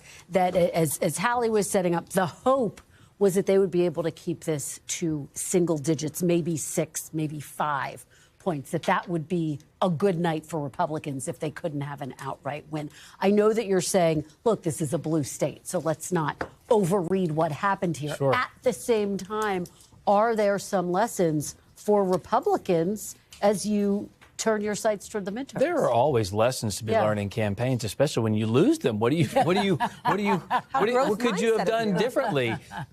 Listen, I don't know how strong that coalition was for other people. I know how strong it is and was for Donald Trump. So is that the key? So I think Trump being on the ballot obviously drives turnout. And I'll tell you, I have long said if the RNC, the NRCC, and all these Republican groups don't work to capitalize on what Donald Trump was able to accomplish by himself, it's going to be very difficult moving forward because no one is able to turn out voters on the Republican side and, quite frankly, somewhat on the Democrat side as Donald Trump is. And when he's not on the ballot, you see a way different margin of turnout across all of these demographics. So the why, I think, is important, but Donald Trump not being at the top of the ticket matters. Can I just ask a question, though, as we're talking about the Republican messaging here? Because I'm thinking back to a conversation that I had, was it today? Yes, very recently, right, about these races here. And I had a smart Republican, very involved in Republican politics, whose name was not Hogan Gidley. Say, listen, if this is, in fact, if these are smashes by Democrats, if we are seeing like big, muscular victories by Democrats, if Jay Jones, wins the Attorney General race in Virginia, like if this is a huge, good night, big night for Democrats, which by all accounts, it's shaping up to be that way, then perhaps, and if these affordability, economics, cost of living messages were effective, then perhaps President Trump would need to think about pivoting how he is talking about the economy, would need to be pivoting his own messaging on the economy. And I wonder, do you agree with that? Do you think this is something that the White House should take a look at? For a sec? I have some reporting from a couple days ago that I reported, talking to someone close to the White House, that the White House is planning to repivot on the economy toward the end of the year, beginning of the year, really focusing on these cost issues. They're extremely confident that next year the economy is going to turn around. They're going to get some of these costs under control. We'll see how that plays out, but the White House is aware of this. And these plans are supposed to come about food, potentially even health care, even though we all know that's a meme now since it's been 10 years. But also there's the question of energy prices, home energy prices. We know that gas prices are low, but home energy prices have skyrocketed. And then there's the housing issue, too. And so, one of the things about the Donald Trump of it all and all of this, when you compare it to someone like Jay Jones, who did have a scandal with these text messages, one Republican texted me to say maybe we all need to recalibrate how much people are willing to be okay with, considering what is acceptable to voters these days and who they still elect, regardless of what is in their background. And I will say the last poll I saw showed 67% of Americans did not know that the largest tax cut in history was in the One Big Beautiful Bill. Two-thirds of Americans also say President Trump is failing them. If they don't know that, that's going to be a problem for a lot of reasons. And, of course, I think the White House is keenly aware of this. If anyone is in tune with the American people, it's been Donald Trump, and I expect them to recalibrate and message this much differently in the new year. Ashley, very, very quickly, could we see what happened tonight push Republicans, push Democrats to the table to end the government shutdown? I mean, that's my question right now. I think that's a solid, fair question. I think Democrats are definitely going to try to use this to their advantage to make the point to Donald Trump, the Republican Party, you lost big, not just among Democrats, but among independents. That coalition that Trump built, it's now weakened. It's now bottomed out. And so I think they're going to use that as much as they can to gain leverage on the president. But I've also said that he's the outlier. I'm not so sure that he wants to open up the government again. He continues to weaponize the shutdown. Even just today, he's going to defy the courts and say that he's not going to feed 42 million people and 16 million kids that are on SNAP benefits. So I think Democrats are going to use it, but the question is how Trump's going to respond to it. Hogan, the fact that a majority of Americans are pointing the finger at Republicans, blaming them for the shutdown, is tonight one more data point?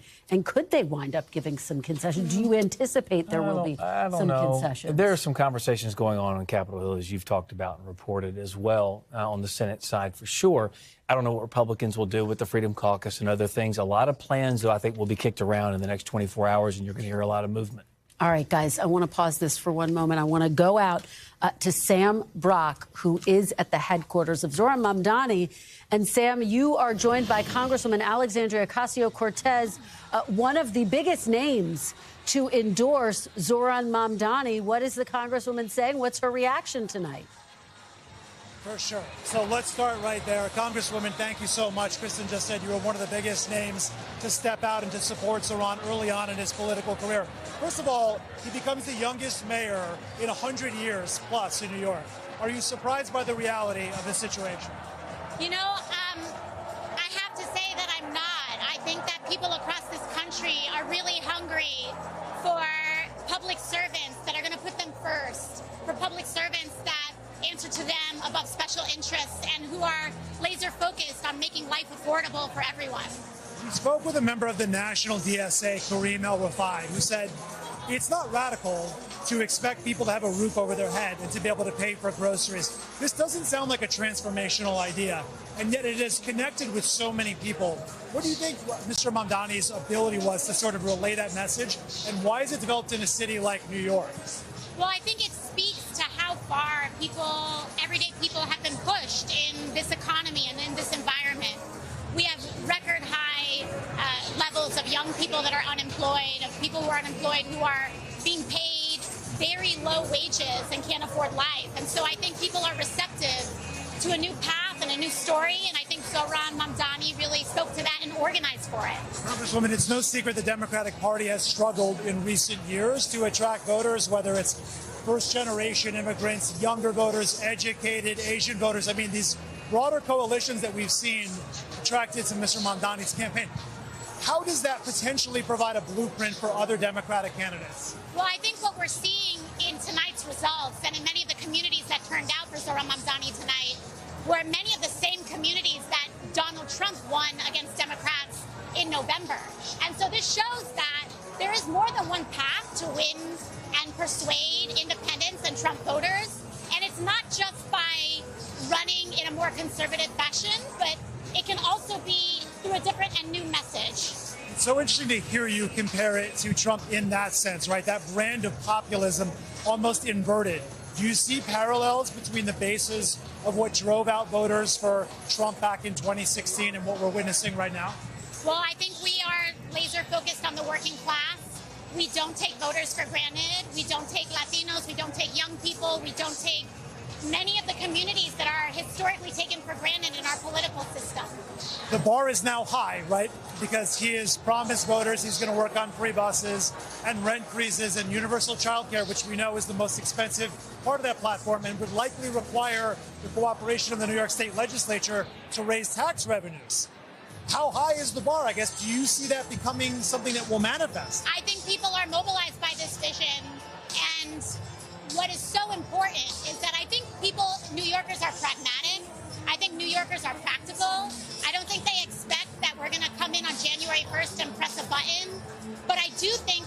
workers are very motivated to vote for someone who has those goals and wants to move in that direction, as opposed to no direction at all. Well, so that's another thing that Mamdani has said, is there wasn't an affirmative message for Democrats. What's the takeaway, right? People around the country are looking at this race and saying a Democratic socialist just won office. Sure, that could work in New York City. It's never going to work in other places around the country. To them, you say what? Well, you know, I have to say, so I'm a millennial. I'm 36 years old. And people my age, my first election was for Barack Obama when I was 18 years old. And we've been hearing Democrats be called socialists our entire voting lives. I think that as time goes on, this is not a threat that is really resonating with the majority and large pluralities of the electorate, and that this kind of name-calling doesn't really have the weight that results do have. Can I ask you, because that's an important point, what does it mean to be a Democratic socialist? Because I realize there are so many nuances with the national organization and the local chapters and who they'll endorse and who they won't endorse and what issues are driving those decisions. What do you see as the definition of a Democratic socialist? I mean, to me, it's this radical idea that working people have economic rights. And when you read the Constitution of this country, we have beautiful, incredible freedoms of speech, and we have so many liberties and due processes. But should we not also have the right to housing, the right to a livable wage, the right to attempt to provide health care and child care to the best that we are able and capable of providing in this country? I would have the right to stay in communities where you've lived for years. That's because right. The expectation now is that President Trump has sort of forecast what he's going to do in New York City as it concerns potentially National Guard troops, more ICE raids. How do you see this playing out in the months ahead? Well, we know that President Trump operates through threats. He operates through criminality. He has been convicted on 34 different criminal counts of felony. The Supreme Court has essentially authorized through their rulings his ability to commit crimes in office. And so we know that he will step outside the bounds of what is acceptable to society. But I think that our choice is, are we going to respond with fear, or are we going to respond with unity and courage? What does that look like? I know he said he's going to be withholding funds from New York City, which I'm not even clear if he has the constitutional authority to do that. But what does the resistance look like under the administration? I mean, of course, President Trump doesn't have the authority, but that's not something that he really cares about. But let's just say that New York City is not a place that gets pushed around, and that we have our own cards up our sleeve as well. What is your lasting message, I guess, as we look around and we see how many hundreds of people are here right now, but millions that are watching around the country? What are the takeaways from Zohran Mamdani's ascendance from someone no one had heard of as of about January to winning the primary and now the next mayor of New York? That as dark as this time is, as challenging as this moment can be, anything is still possible in America. We appreciate your enthusiasm and your optimism and your time. Thank you so much, Congresswoman. It was great to talk with you. Enjoy the rest of the evening. Thank you. Thank you very much. Kristen, I'm going to send it back to you. And of course, I think, again, the working class themes here, right? The Congresswoman really sort of drilled upon that. These aren't crazy ideas necessarily to provide people with a base level of services, making them actionable in cities where there might be resistance, and what the cost structure of that is going to look like is very much at the heart of conversations right now around the country. But it was interesting very much to hear her take. Well, Sam, it was also interesting when she said that we've been called socialists our entire lives. She said she's a millennial, too. They are used to this. It doesn't pack the same punch that it used to. It was a fantastic conversation, Sam Brock. Thank you so much for bringing that to us. We really appreciate it. I want to get reaction here at the table. Hogan, let me start with you, because you heard her lay out the argument about affordability, but also the argument about reaching voters. She said we didn't take any voters for granted. And I'm a millennial. I've been called a socialist my whole life. That doesn't scare us, basically. Yeah, I think one of the things when Biden was in office and they was passing that big bill they were trying to do, I know that we were calling it a socialist bill. Polling didn't move the needle on that topic or that title at all, because no one really cared about the socialism. You had big government socialism, and everybody freaked out, and the thing went into an 80% negative. What you just saw and what you just witnessed is the front runner, I believe, for 2028 on Polls Democrat don't side necessarily bear that up right now. But for president. I am telling you, she is as charismatic as anybody else in that party. And she, just going to her tonight, proves to me this is the party of Mamdani. It is the party of AOC. They are the ones leading the torch. And you see people like Bernie Sanders doing interviews with her, kind of giving her the go-ahead to be that person on their side. So I expect to see a whole lot more of her. Her messaging is something that I think resonates with the Democrat base. I, for one, think it's a disaster, but I also want more of it. I want her to keep going. Actually, is this the party of Mamdani and AOC? Does Hogan have a point? And do you see her? I mean, she's obviously gotten a lot of buzz. Could she be a Senate candidate? Could she be a presidential candidate? No, I wouldn't say the Democratic Party belongs to any one particular candidate or elected official. I don't believe that. I think what AOC's been saying is a consistent message she's saying since she showed up on the scene, which is that, again, life is unaffordable for too many people. And that is the part that's resonating. But each one of these candidates, you know, run to their local districts or to their local state. You look at somebody like Spanberger. Spanberger is not anywhere close to AOC. And so one could argue, as well as she performed tonight, it could be a Spanberger party. I mean, like, why wouldn't it be? So I just think that, you know, the party is as diverse as it is. The question, though, I think where Republicans are going to have to start examining is why did they lose those Latino voters in those counties? Is it the immigration issue? Is it the deportation? I mean, they've got to start to unpack why they're losing that coalition. Well, Hallie, you have the first post from President Trump. Don't you set me up with hot reporting. It's a truth social. It's a truth I'm going to be honest about that. He's got his own take, though. He has an answer to that. He has an answer to that question. He has his thoughts on this. The president has posted online now, to your point here, Kristen, which you're totally right about. And he thinks that the president has suggested there's two reasons, Ashley, to your point, as to why Republicans didn't do better. Number one, because his name was not on the ballot. And number two, because of the government shutdown. And so, you know, that as I think insight into where the president's head is at here, he was not on the ballot. And I understand the president's always on the ballot. Again, physically, his name is not on the ballot. You know, this isn't a presidential year.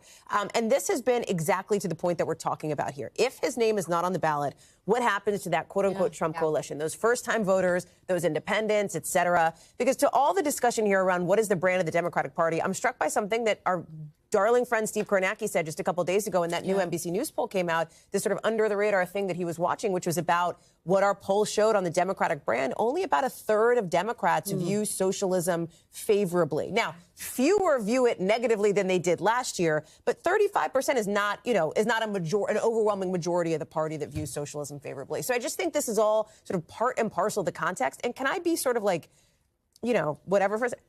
I think this goes back to the point that we've all been making, which is like maybe there's not one crystal clear takeaway from tonight, right? Like maybe nuance exists. And there's a lot of nuance. I think you're right about that. Well, that's kind of the overarching question that I have, and that is, everyone talked about the political realignment that has been happening over the past few years under Donald Trump that was crystallized in the 2024 elections. So what happened to that political realignment? Is it not a permanent realignment? Yeah. Do all those Democratic autopsies that started coming out last week that are going to start continue to come out over the next few weeks about the last election in 2024, do those mean anything? Do they throw those out the door? Or have they figured out what the path is, and that's just affordability, don't talk about cultural issues, health care, the things that they think that they can win on in this current environment. But, you know, the Trump voter is the one that mystifies Republicans and Democrats, because Republicans need them to come out when Trump's name is not on the ballot. And Republicans haven't been able to figure out how to get them to the polls when his name is not. It's a really important point. I do want to head out to NBC's Julie Sirkin, who joins us from the Chitterelli headquarters, where, Julie, you actually have some reporting about what people are starting to say about the campaign that was run by Jack Chitterelli. What are your sources telling you? Yeah, well, all night long, people have been crowding around our little screen here because there was no other monitor in this room. One woman told me it's because they know that he's not doing well right after the polls close at 8 o'clock. I was struck by a conversation I had with a voter yesterday, but first let me tell you what I got from the room today, and that is I spoke to a couple of voters who voted for President Trump who said that they are not hot on the job that he's been doing, and they told me that they think Ciattarelli has been doing a good job walking a line between his support of the president, of course trying to ride his coattails, if you will, of the margins that the president was able to eat into in New Jersey in November, but at the same time realizing that Mikey Sherrill, his Democratic opponent and now the governor-elect, made all of her campaign, almost all of it, all of her ads were about painting Ciattarelli as very closely tied to Trump, as being ultra MAGA, and that voter here tonight told me that that seemed to work in Sherrill's favor. Yesterday, I was struck by a woman I spoke to in Passaic County, a Latino voter who voted for President Trump in November. She told me almost instantly did she regret her vote, as did most of the people that she knows. Why? Because of immigration, because of those deportations, the ICE raids, and that is the community that Ciattarelli needed to turn out for him today. The numbers I'm just struck by. This race was not close at all, as we've been talking about, and the turnout for Ciattarelli was not there. Perhaps they were less excited to come out and vote for him than they were excited about his opponent, Mikey Sherrill. But all in all here, I think there's a takeaway from voters that perhaps his alignment to the president, even if he tried to distance himself yesterday, including in our interview, didn't work in his favor. Kristen? Great reporting. Julie Sirkin, thank you so much. We really appreciate it. From the headquarters of Jack Ciattarelli, I do want to go back now to NBC News Chief Data Analyst Steve Kornacki, who's been following all of the key races tonight. Steve, I've been texting with some of my sources who make the point this is a big night for Democrats, not just because they're sweeping these races, but because of what we've been talking about, the margins. The margins, yeah, and I think we were talking a few minutes ago in New Jersey about these voters who were available to Republicans like Jack Ciattarelli when Trump wasn't president and clearly are not now that Trump is back as president. And I think you look ahead to 2026, and I understand, you know, that these are blue states, but there's going to be congressional districts that are up in 2026, competitive districts, Republican districts that Democrats are trying to flip. And I think that type of voter looms large in a lot of potential battlegrounds next year. So I think this is fascinating from that standpoint. And also, we said from the standpoint of this was something that the polling was suggesting was going to be a problem or a challenge for Ciattarelli, winning over the level of support from Hispanic voters or anything approaching that that Trump was able to last year. By the way, we're saying this in New Jersey. We took a look in Virginia as well. You look at the most heavily Hispanic areas where Trump made some inroads, you know, Prince William County, Loudoun County, even, you know, Manassas Park. It's small, but it's the most Hispanic by population city in Virginia. All of those gains from Trump undone tonight in this gubernatorial election. One other thing I did want to show, too, just talking about New York City. I had mentioned this before. We'll just check in because most of the vote is in, and it is hovering at about that 50 to 41, 50 to 42 range. Mamdani, just a touch over 50% right now with these returns. We'll see if he finishes on the north or south side of that. But I think I'd mentioned it earlier, and I wanted to make sure to show it to you. We did ask this question in our exit poll of New York City voters. If this were a two-way race, just Mamdani and Cuomo, how would you vote?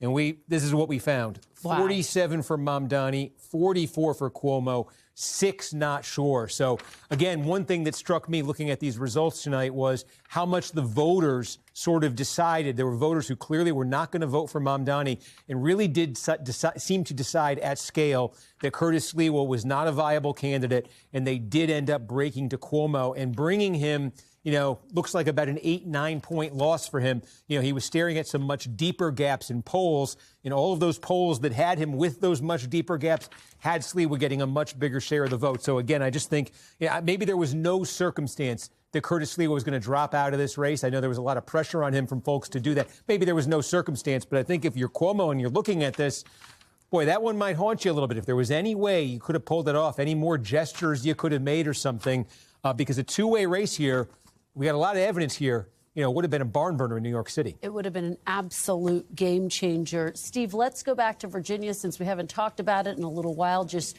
remind folks of the margins in that race, with Abigail Spanberger becoming the first woman governor-elect of Virginia. And the margin hugely significant there. Yeah, I mean, when you looked at, we talked about Virginia in 2024 as being a state. It was still a blue state, but Donald Trump had made some real gains in Virginia last year. He got the margin down to 6 points. He lost it by double digits in 2020. So he made gains in Virginia. The story for Trump's gains in Virginia was really, it was a story up here. A lot of it was up here. A lot of it was in Northern Virginia. A lot of it was in these very blue parts of Northern Virginia where they stayed blue, but Trump did a lot better than he had done, a lot better than Republicans had been doing. Had that continued across the rest of the state, Trump might have actually put Virginia in play in 2024. It actually didn't around the rest of the state. So take a look at what's happening tonight. We mentioned Loudoun County earlier. I showed you that enough. Let me show you this one, because this is another giant county here, Northern Virginia, outside D.C., Prince William County. Now, this has been a Democratic county for a while here,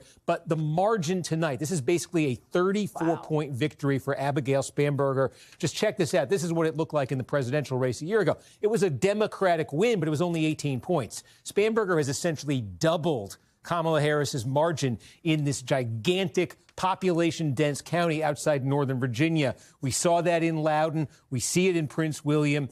We see improvement in Fairfax County. These are giant, giant population centers. So all of the losses, all of the sort of underperformance that Democrats had in 2024 in Northern Virginia, gone. As a matter of fact, you might say this is overperformance even for Spanberger. Does raise the question of the shutdown of federal employees, the importance of the federal government to the economy of Northern Virginia. It does raise the question if that played a role here. And then the other thing that happened for Spanberger, now again, she did represent this area in Congress, but I want to show you Chesterfield because this is big, growing suburban county right outside of Richmond. Now, this is a county last year. This was one of the few big counties in the United States of America that, as the whole country pretty much was becoming more red, became more blue. And that trend continued tonight. So Kamala Harris won this by 9 points last year. Abigail Spanberger wins it by 13 tonight. You take a look. When Glenn Youngkin, the Republican, got elected 4 years ago, he was able to win this county. Again, we're talking about suburban voters who were comfortable voting for a Republican when Donald Trump wasn't president, who aren't comfortable voting for Republicans with Trump back on the scene. So again, the Democratic trend just continuing there. All right, Steve, thank you so much. We appreciate that. Let's head out to the headquarters of Andrew Cuomo. He is about to address his supporters. Let's take a listen. Thank you, thank you, thank you. Thank you.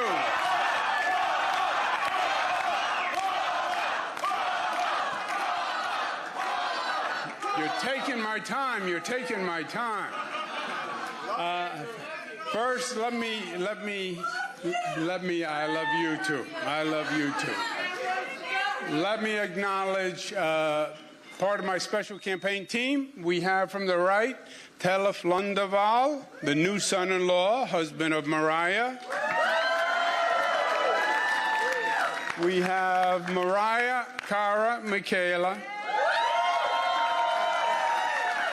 I want to thank our campaign chairman, Bill Mulrow, our great campaign manager, Greg Goldner.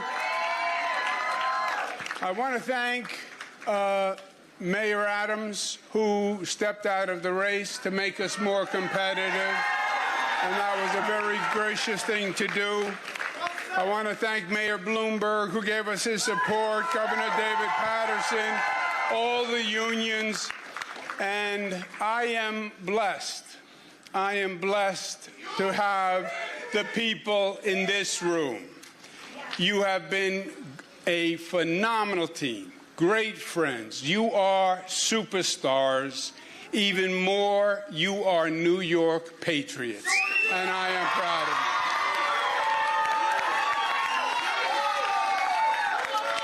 you. This campaign was the right fight to wage. And I am proud of what we did and what we did together. This campaign was to contest the philosophies that are shaping the Democratic Party, the future of this city, and the future of this country.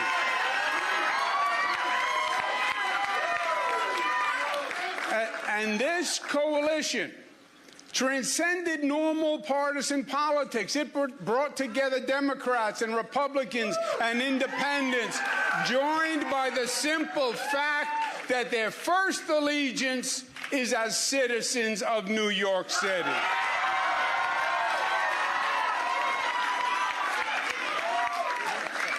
$2 million voters, the largest number in modern political history, cared enough to show up in a municipal election.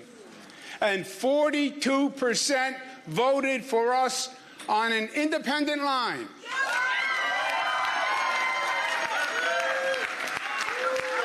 That is the highest percentage in modern history. Ironically, it is just higher than when Mario Cuomo got 40% on an independent line against Ed Koch in 1977. It's also important to note that almost half of New Yorkers did not vote to support a government agenda that makes promises that we know cannot be met. We support an economy. You've been listening to former Governor Andrew Cuomo deliver his concession speech after NBC News has projected that Zohran Mamdani is now the mayor-elect of New York City. Leanne Caldwell, this is someone who has served decades in public service. Of course, he did resign as governor amid a swirl of various scandals, quite frankly, that he just could not shake in this campaign. So, yes, Zohran Mamdani had a message of affordability. Yes, he had an incredibly robust social media campaign, tried to reach voters, younger voters, where they are. And yet, Governor Cuomo struggled with all of those challenges.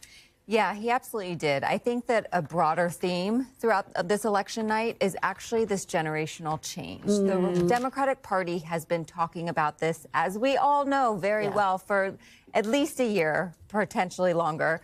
And this is an instance where Democrats in New York City voted for a newer, younger candidate, someone who was less experienced, but they wanted to give a shot. They were done with the old guard. You have Abigail Spanberger, the first zillennial governor of Virginia. She and Mickey Sherrill were the class of 2018, this like young, upcoming class in the House of Representatives. And so there's a lot of movement in the party in this election that the party has been grappling with for quite some time. And a Democratic source texted me, when you're looking at the bigger picture of the Democratic Party, making the point that Abigail Spanberger and Sherrill won by bigger margins than Mamdani did. And so when the party is trying to figure out what to make of this, and is it the more moderate, pragmatic faction of the party that is going to be the path forward, or the more liberal, progressive, Democratic Socialist wing of the party, there is a lot of Democrats who are looking at Spanberger over Mamdani. It's a really fascinating point. Hallie, Zohran Mamdani, 34 years old, has made a lot of promises. He will believe that he has a mandate to execute those. But to the point that Andrew Cuomo will make the argument, no, you don't. No, you don't. Right, right. And the question is, he's still got to win over a lot of voters to get behind his policies. Yeah, if he wants to win their hearts and minds, absolutely. Now that he obviously has won the election, is projected to win the election. And so he's got a road ahead that I think is going to be fascinating to watch, just from like a policy implementation perspective, right? And the way that you're looking at somebody who's staked out this progressive position inside his party take on, the country's biggest city and try to steer the ship that way. I also think when we look at this night, and I'm looking at the clock here, 10:47 Eastern time, we've talked a lot about these three races on the East Coast. Remember what's happening in California, what arguably may have, not just in California, but this redistricting arms race that's happening across the country, huge implications for 2026. And by the way, for years beyond that as well. And so this is a fascinating one to watch as we're getting close to polls close there. Yeah, well, you take us to our next reporter perfectly, Hallie. At 11 p.m., polls will close in California, where voters are voting on a ballot measure that would redraw the state's congressional map in favor of Democrats. California's Prop 50 is a direct response to Texas, where the Republican governor signed into law a new map targeting 5 Democratic-held seats. It comes during a nationwide redistricting tug of war with Republicans eyeing seats in not only Texas, but states like Missouri, Ohio, and North Carolina, while Democrats look to Virginia and New York, in addition to California, for their own edge. NBC's Liz Kreutz joins us from Los Angeles, where this is the big race out there.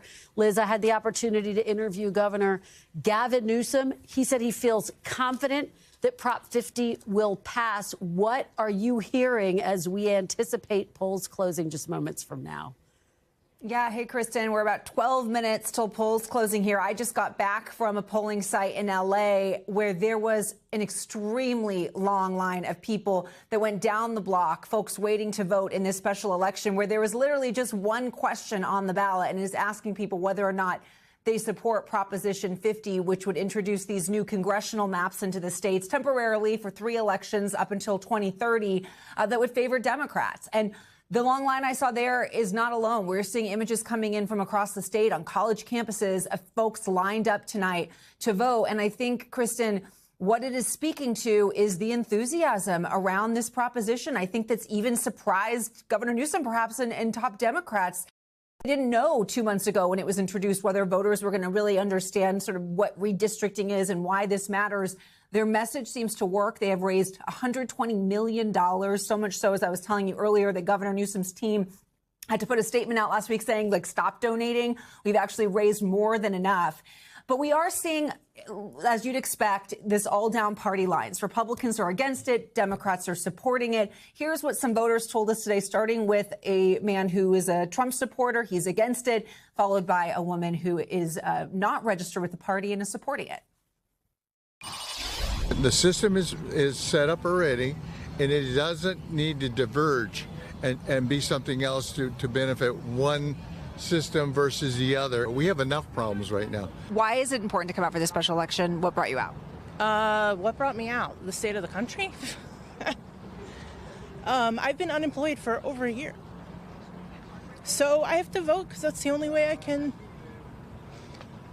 voice my opinion. And that woman's emotion there, guys, I think is really tapping into what Governor Newsom was trying to, I should say, tap into by putting this proposal forward, which is he made the case consistently that this is about more than California, that this proposition is about being able to voice your anger with the Trump administration, protect democracy, and speak out against the direction of this country, guys. Well, what happens in California could have huge implications for the midterms and for Governor Newsom's own political future if he does decide to run for president. Liz Kreutz, thank you for that great reporting. We'll check back in with you. I do want to go now back to NBC News chief data analyst Steve Kornacki, who's been following all of the big races tonight. And you are watching California. Polls close at 11 p.m. Eastern. What are you going to be watching for there, Steve? Yeah, at 11 o'clock, you get big batches of votes in these counties. That early vote, a lot of that mail vote comes in. California is a state where a lot of vote comes in fast, and then the rest of it comes in very, very slowly. So if it were a close race, it could take till December. But what have we been seeing tonight? To put this in some perspective, between Virginia, New York City, not surprisingly, and New Jersey. You've seen low approval ratings in the exit polls there for Donald Trump. You see an even lower approval rating for him in California. You see how that's correlated with the results, it appears, in Virginia and in New Jersey. And if you look in California, so much of the messaging that Gavin Newsom and the supporters of this initiative have put forward has been, hey, deliver a message to Donald Trump. Fight Donald Trump. If you vote yes, you're doing that. So just you look at Trump's approval rating in the exit poll in California. We have him in the low 30s here. This is a state he lost by 20 points last year. That's a very tough hill to climb for folks who want to defeat this referendum. We do have an exit poll, as I mentioned, that's been conducted there, which we can reveal the full results from at 11 o'clock. We'll get big returns coming in, as I said, fast at 11. So I expect some clarity right away. And I just want to put this in perspective, what the stakes are exactly here. So again, this is about control of the House of Representatives in next year's midterm elections. The way things currently stand, Republicans control the House, and they can afford to lose up to 2 seats. Otherwise, any more than that, they lose control of the House. Now, they have already passed and enacted a new map that could, I stress could, get them up to 5 additional seats out of Texas. What this California map essentially is doing, again, could give Democrats a chance to gain 5 there and wipe out Texas. So essentially, that's what's being decided in the next few minutes when we get these California results. Could California pass this, enact the new maps, and wipe out what the Republicans did in Texas? What would happen then, though, is there are other states where this is playing out. Republicans have enacted a new map in Missouri that could give themselves a new seat there. There's a potential that would go to a referendum. It's complicated. The court ordered, there's a law and court ordering redistricting in Ohio. The new maps have come into place. It could be Republican gains of 2 seats, but they are going to be competitive there. But there could be Republican gains. New maps in North Carolina could be a new Republican gain there. Florida looms as a big possibility. If Republicans are aggressive, they could get 3, maybe 4 new seats out of there. So there are other states coming into the mix.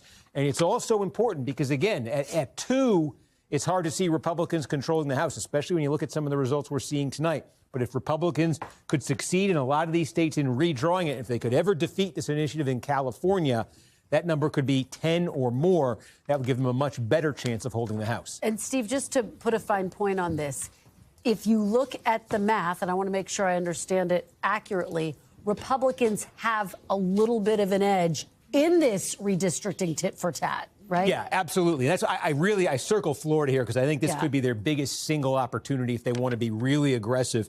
But there's a lot of moving parts here, because when Texas did that and California responded, a lot of other states are getting ideas. Trump and Republicans are putting pressure on a lot of states. Democratic activists are putting pressure. Wisconsin has entered into the conversation now. So who knows exactly where this is going to land? But there are more places, it would appear, where Republicans could do it for 2026. But what's also interesting here is you've seen in some of these states, I'm thinking of Indiana, for example, these pockets of Republican resistance, right? I mean, these places where it's not as though it's unanimity among the Republican Party that this should move forward, despite the state's governor backing it. On the Democratic side, you look at a state like Maryland, Ashley, and you've got some pushback, even as the governor saying, no, we're going to look into this. You've got some pushback from state-level Democrats there who say, hey, maybe we don't want to go down this road because once this snowball gets going, like we sort of lose control. Are going to weigh in. So the court could, especially in Maryland, the opposition there to the governor, the state senator is saying we could actually, if we redraw, we could gain 1 seat. If the courts come and challenge it, we could lose 2 seats. So I think that is the risk. His point is what's the risk reward with most of these things? We might vote for Proposition 50, but the courts might come back and challenge the entire map. And you may not get 5 seats. Okay. This is a moving target. What about that point and the idea that ultimately this could backfire against either party? Right. It could. I think it's one of the biggest, most significant issues facing this country as it relates to upcoming elections. Without a doubt, this could shift the map dramatically. You could have some massive gains on the House side. You could have some losses on the House side. It also has presidential implications as well. Are we counting illegal aliens in these census numbers? Are we not counting them? All of these things are kind of wrapped into an issue where if they were to pass some of these things, and as Ashley pointed out, once they pass them, courts are still going to get involved and these things are going to be challenged. So who knows how much of this gets settled before we start voting in the midterms as well. What you're saying, Hogan, I think the other point is that it sets a precedence that we can, you can go through a redistricting process, and at any point, if I decide I need leverage to win an election, I'm going to redraw the maps. That's the challenge. That's what it's for anyway. Well, pretty much gerrymandering is so you can win elections. No, absolutely, but I'm saying it sets a precedence that each of these states now that are getting in the battle are now open to mid-decade redistricting. At the whim of, trying to win. Sure. One of the fascinating aspects of the Prop 50 battle, Hallie, I know where you're going with this. I think exactly I think where we're I'm going with this. Yes, it's not just about redistricting, which is huge. Who is it about? It is about the potential future of Governor Gavin Newsom. That's exactly right. Now, I interviewed him. I tried to get him to tell me his entire presidential platform. You got there almost. If he runs, wouldn't do it. He said he's focused on this fight right now. But talk about how the two are inextricably linked. I love that you're raising this because I think this is such a key part to this redistricting fight. It is 100% about obviously the redistricting and about the maps and where that goes. It is also certainly about Governor Gavin Newsom being in many ways the face of the opposition of the Democratic Party to President Trump. And this was, I don't know if you want to call it a risky move. I'd be curious as to your thoughts there, but it's certainly a bold one, right? Texas does its thing. Newsom comes out and says, we're going to do it. To get this ballot measure on, runs this referendum. It's a big deal for him. And he has embrace that spotlight. It was fascinating to watch your discussion with him on Sunday on Meet the Press, Kristen, which was so good. But this dynamic that, like, I bet we'll see him while we're on the air tonight. You know what I mean? Talking about I don't know, I might take that bet, like talking about this and what he's doing on this front. Because, you know, Hogan, earlier in the program, you talked about AOC, Congresswoman Alexandria Ocasio-Cortez, potentially being a 2028 face. You got to put Governor Newsom right up there, as he has made his intentions pretty clear on that front as well. So this is very much, I think, about him and his futures, too. Actually, what do you make of what Hallie's saying and Governor Newsom's message, which is we've got to fight fire with fire? He said, Republicans thought we would get upset and write an op-ed, but we're actually fighting back, and Democrats are cheering him on. Yeah, no, including those who used to be opposed to redistricting, like former President Obama. Absolutely, who weren't fans of Newsom either. I mean, the reality is I think he's setting a new playbook on how to oppose Donald Trump. He's doing a holistic approach to it. It's really three-pronged strategy. One, he's challenging him in the courts. He's challenging him in the legislature and with these redistricting maps. But in addition, he's turning the mirror on Donald Trump. He's modeling Donald Trump and all of his tactics and antics, and is having a fun with it, and is really energizing the base. I saw your interview, which was exceptional, by the way, and it was clear that he's really gaining his stride. I mean, he feels very comfortable, very in command. But can I just say one thing before we go tonight?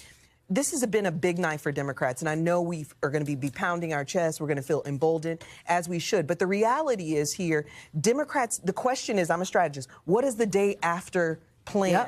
What's the day after the shutdown? Win, lose, or draw, it doesn't matter. We need to advance a proactive agenda on the economy. And don't go anywhere, because we're still sticking around. Sorry. We're not done, girl.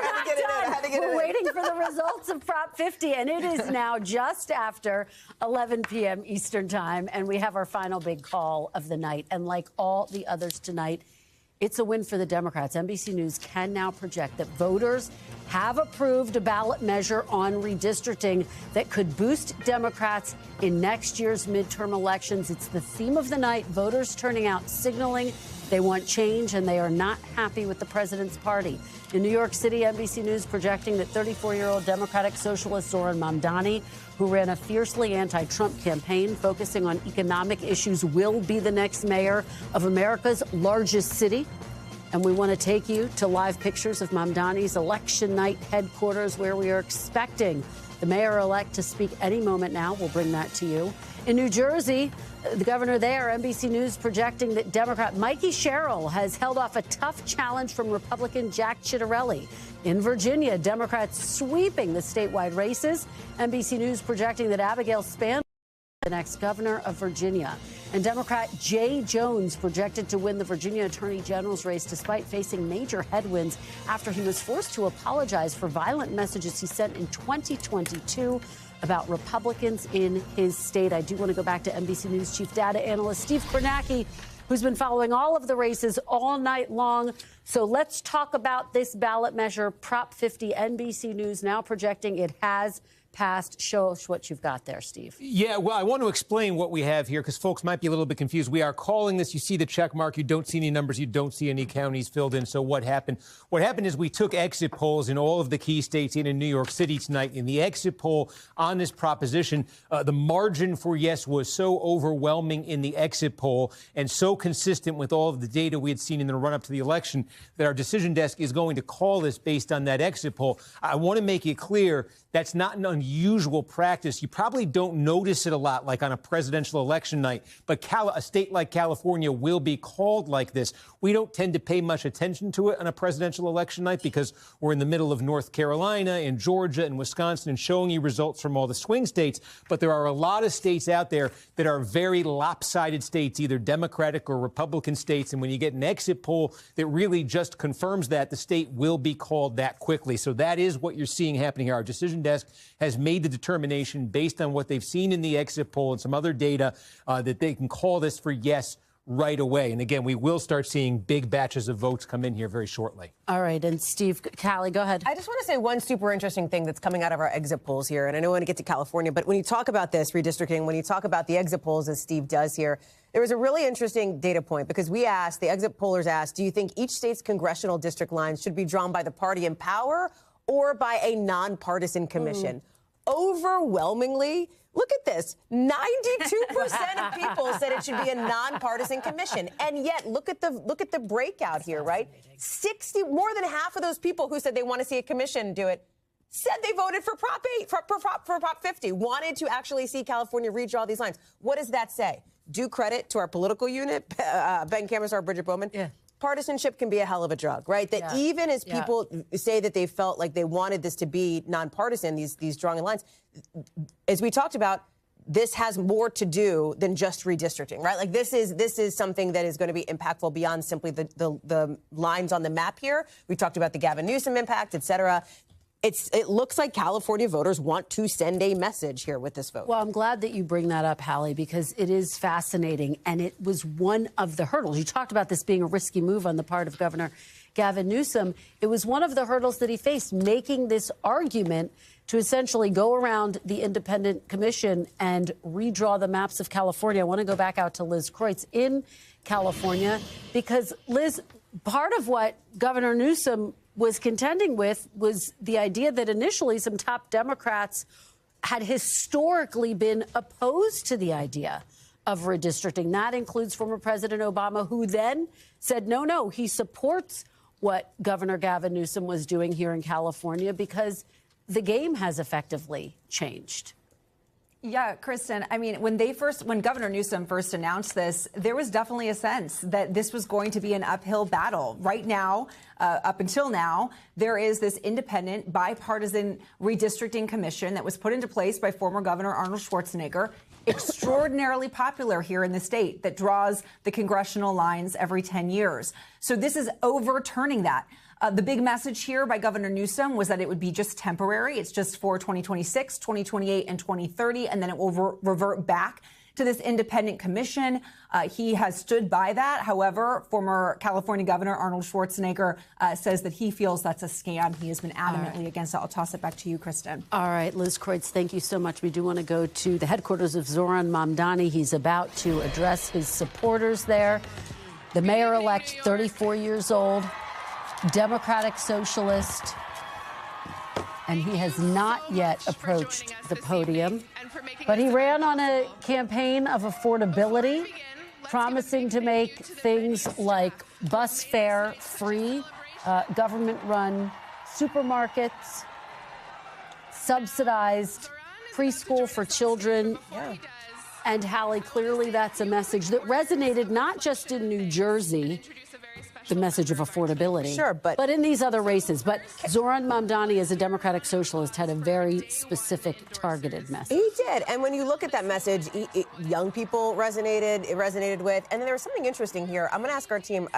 I know we're juggling some graphics in the control room. I'm going to call for what I'm calling the manosphere graphic, or at least young men, for example, because when you look at our exit polling on young men, so this is men under the age of 30, right? In not just New York City here, but in New Jersey and in Virginia as well.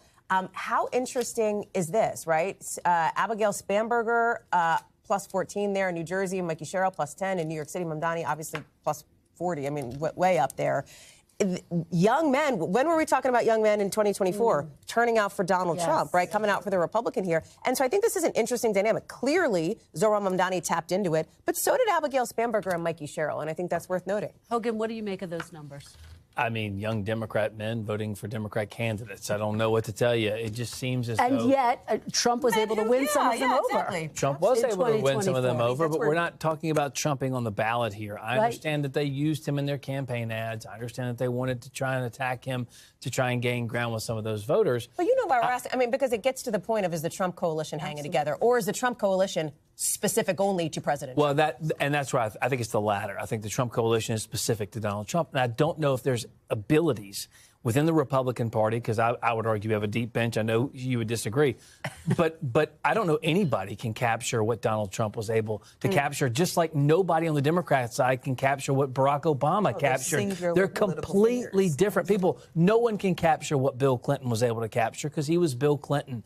These people are just kind of singular political figures that it's really difficult to try and duplicate that, or even coalesce voters around a different candidate that isn't Donald Trump. I kind of of more of a question than a comment, but it is Republicans have made the decision to stand with Donald Trump regardless. And because the calculation is that standing with Trump will turn out Trump voters when Republicans are on the ballot, even when Trump is not. So could that calculation start to shift from a legislative perspective, from a policy perspective, from an executive order perspective, if it's not going to work for them next year in the midterms? Possibly so, because these people want to win elections. I do think, though, if you reject Trump, then you do so at your own peril, because you don't have that solid core base, at least to try and build upon. If you're trying to take some of these independents away, which you should want to do as a candidate, of course, and you want to be the governor of all the people and all those things,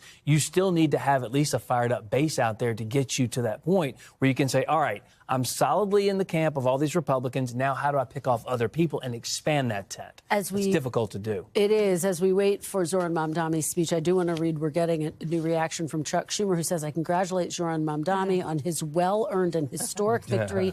We have worked together on a number of vital issues, like delivering historic debt relief for taxi drivers. I look forward to building on that partnership to keep New York City strong, fair, more affordable, and thriving. Actually, he never endorsed him. This is as far as he's leaned in to expressing support for Zoran Mamdani. I mean, my advice to the Democratic Party is to take a playbook, a page out of Mamdani's playbook, and that is to come up with a crystallized agenda that is based on affordability. I mean, I was saying this earlier. The reality is, although we won tonight, won big, the NBC poll still shows that 53% of the American people disapprove and have negative opinions of the Democratic Party.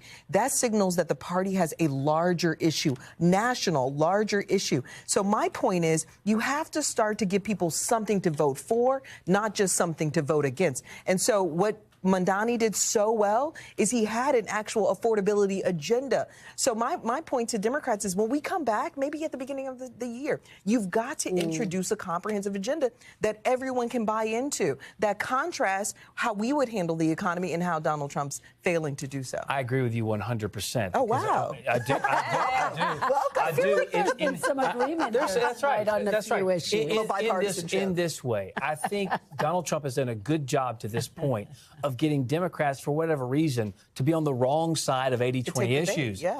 I think Mamdani comes in and says, no, here's what I want to do, right? I want to close Rikers Island and let out the criminals. I want to freeze rent control. I want to free buses. I want city-owned grocery stores. I want to legalize prostitution. I want to strengthen our sanctuary city laws. He's running on a Democrat socialist agenda, which, okay, fine. And I'm a little bit different than some of my Republican brethren in this way. It reminds me of the H.L. Mencken quote, democracy is the idea that common people know what they want and they deserve to get it good and hard. I say let him do all of these things, and within 3 years, you'll be begging for like a Giuliani 2.0. Hey, listen, and I will say Bring this. it back Hey, let me say this. The Democratic Party said the same thing about Trump, and now we're saying tonight the American people are saying, I want something different. It's a gamble, no question about it. Leanne, to take that one step further, I mean, to some extent, and Sam Brock tried to get at this in his interview with Congresswoman Alexandria Ocasio-Cortez, which is, are there parallels between President Trump's populist message and Zoran Mamdani's socialist message in the way that it has resonated with voters? And this idea, if you think of some of Trump's policies, he's been accused by some fellow Republicans of having what they would perceive to be socialist policies. But the idea that, are there some parallels? Yeah, there's obviously a populist string in this country that is becoming more vocal and more powerful and more demanding of policies that impact them. We saw this in Trump's election. We saw this tonight with Zoran Mamdani. This is the electorate that is feeling like they are left behind, that they are not given a chance, that they have lost their chance, that it's too hard to pay for their rent. Donald Trump was asked if there's some parallels between him and Mamdani, and he said, well, I'm better looking than Mamdani. There is some acknowledgement that charismatic people who can message really well and speak to voters win. And that is an effective campaign regardless of who you are campaigning. Regardless of the label. Yeah. when you look at, as a big theme of the night has been, what is is there a takeaway to 2026 and what is it, right? I think it feels like, based on what we're seeing tonight, obviously it is the economic affordability, cost of living message. And when you look at the exit polls in New York, of the voters who said cost of living was most important, which was the biggest issue by far, 63% went for Zohran Mamdani. In Virginia, of those voters who said, and you see those numbers here, it's actually at 66% as we continue to get these waves of exit polls in. In Virginia, economy was the most important issue. Those voters broke more than half, 52%, for Abigail Spanberger. In New Jersey, of those who said the economy was most important, 61% of them broke for Mikey Sherrill. Taxes was the number one issue in Jersey, and those broke for Chitterelli. But it is clear that this is what voters are sort of screaming. This is what matters to them, and this is the decision that they want. We have 1 minute left. Hogan and Ashley, your final thoughts. I think that tonight was a big win for Democrats. I think the question always is, when you lose elections, what do you learn from those elections? And what Republicans need to do is figure out, is that coalition fractured because the candidates were bad, the turnout apparatus was bad, the non-sexy parts of politics, the door knocking didn't work, or is it a broader issue with Republicans? I would argue it's not, and I think it was heading to the midterms, we're going to be coming with a big tailwind to try and win some of these people back. Ashley, final thought to you. I think tonight the question is whether or not this election smoked out Donald Trump. Whether or not he'll accept and look himself in the mirror and say, I've got a problem. Whether or not the Republican Party will come to him and say, we've got a bigger problem. Because the reality is when you look at the numbers, the coalition that the Democrats have built is incredibly broad swath. Secondly, it's all on the economy. It's the economy, stupid. All right, guys, thank you so much for being here for a great election night. We really appreciate it. I do want to thank all of you for being with us tonight. As we mentioned, we're still waiting for Mamdani to speak in New York City. NBC News Now will bring you that speech when it happens. Plus, so much more. Steve Kornacki, our special election night coverage on NBC News Now, continues with Here's the Scoop right now. We thank you for watching, and remember, stay updated on breaking news and top stories on the NBC News app or watch live on our YouTube channel.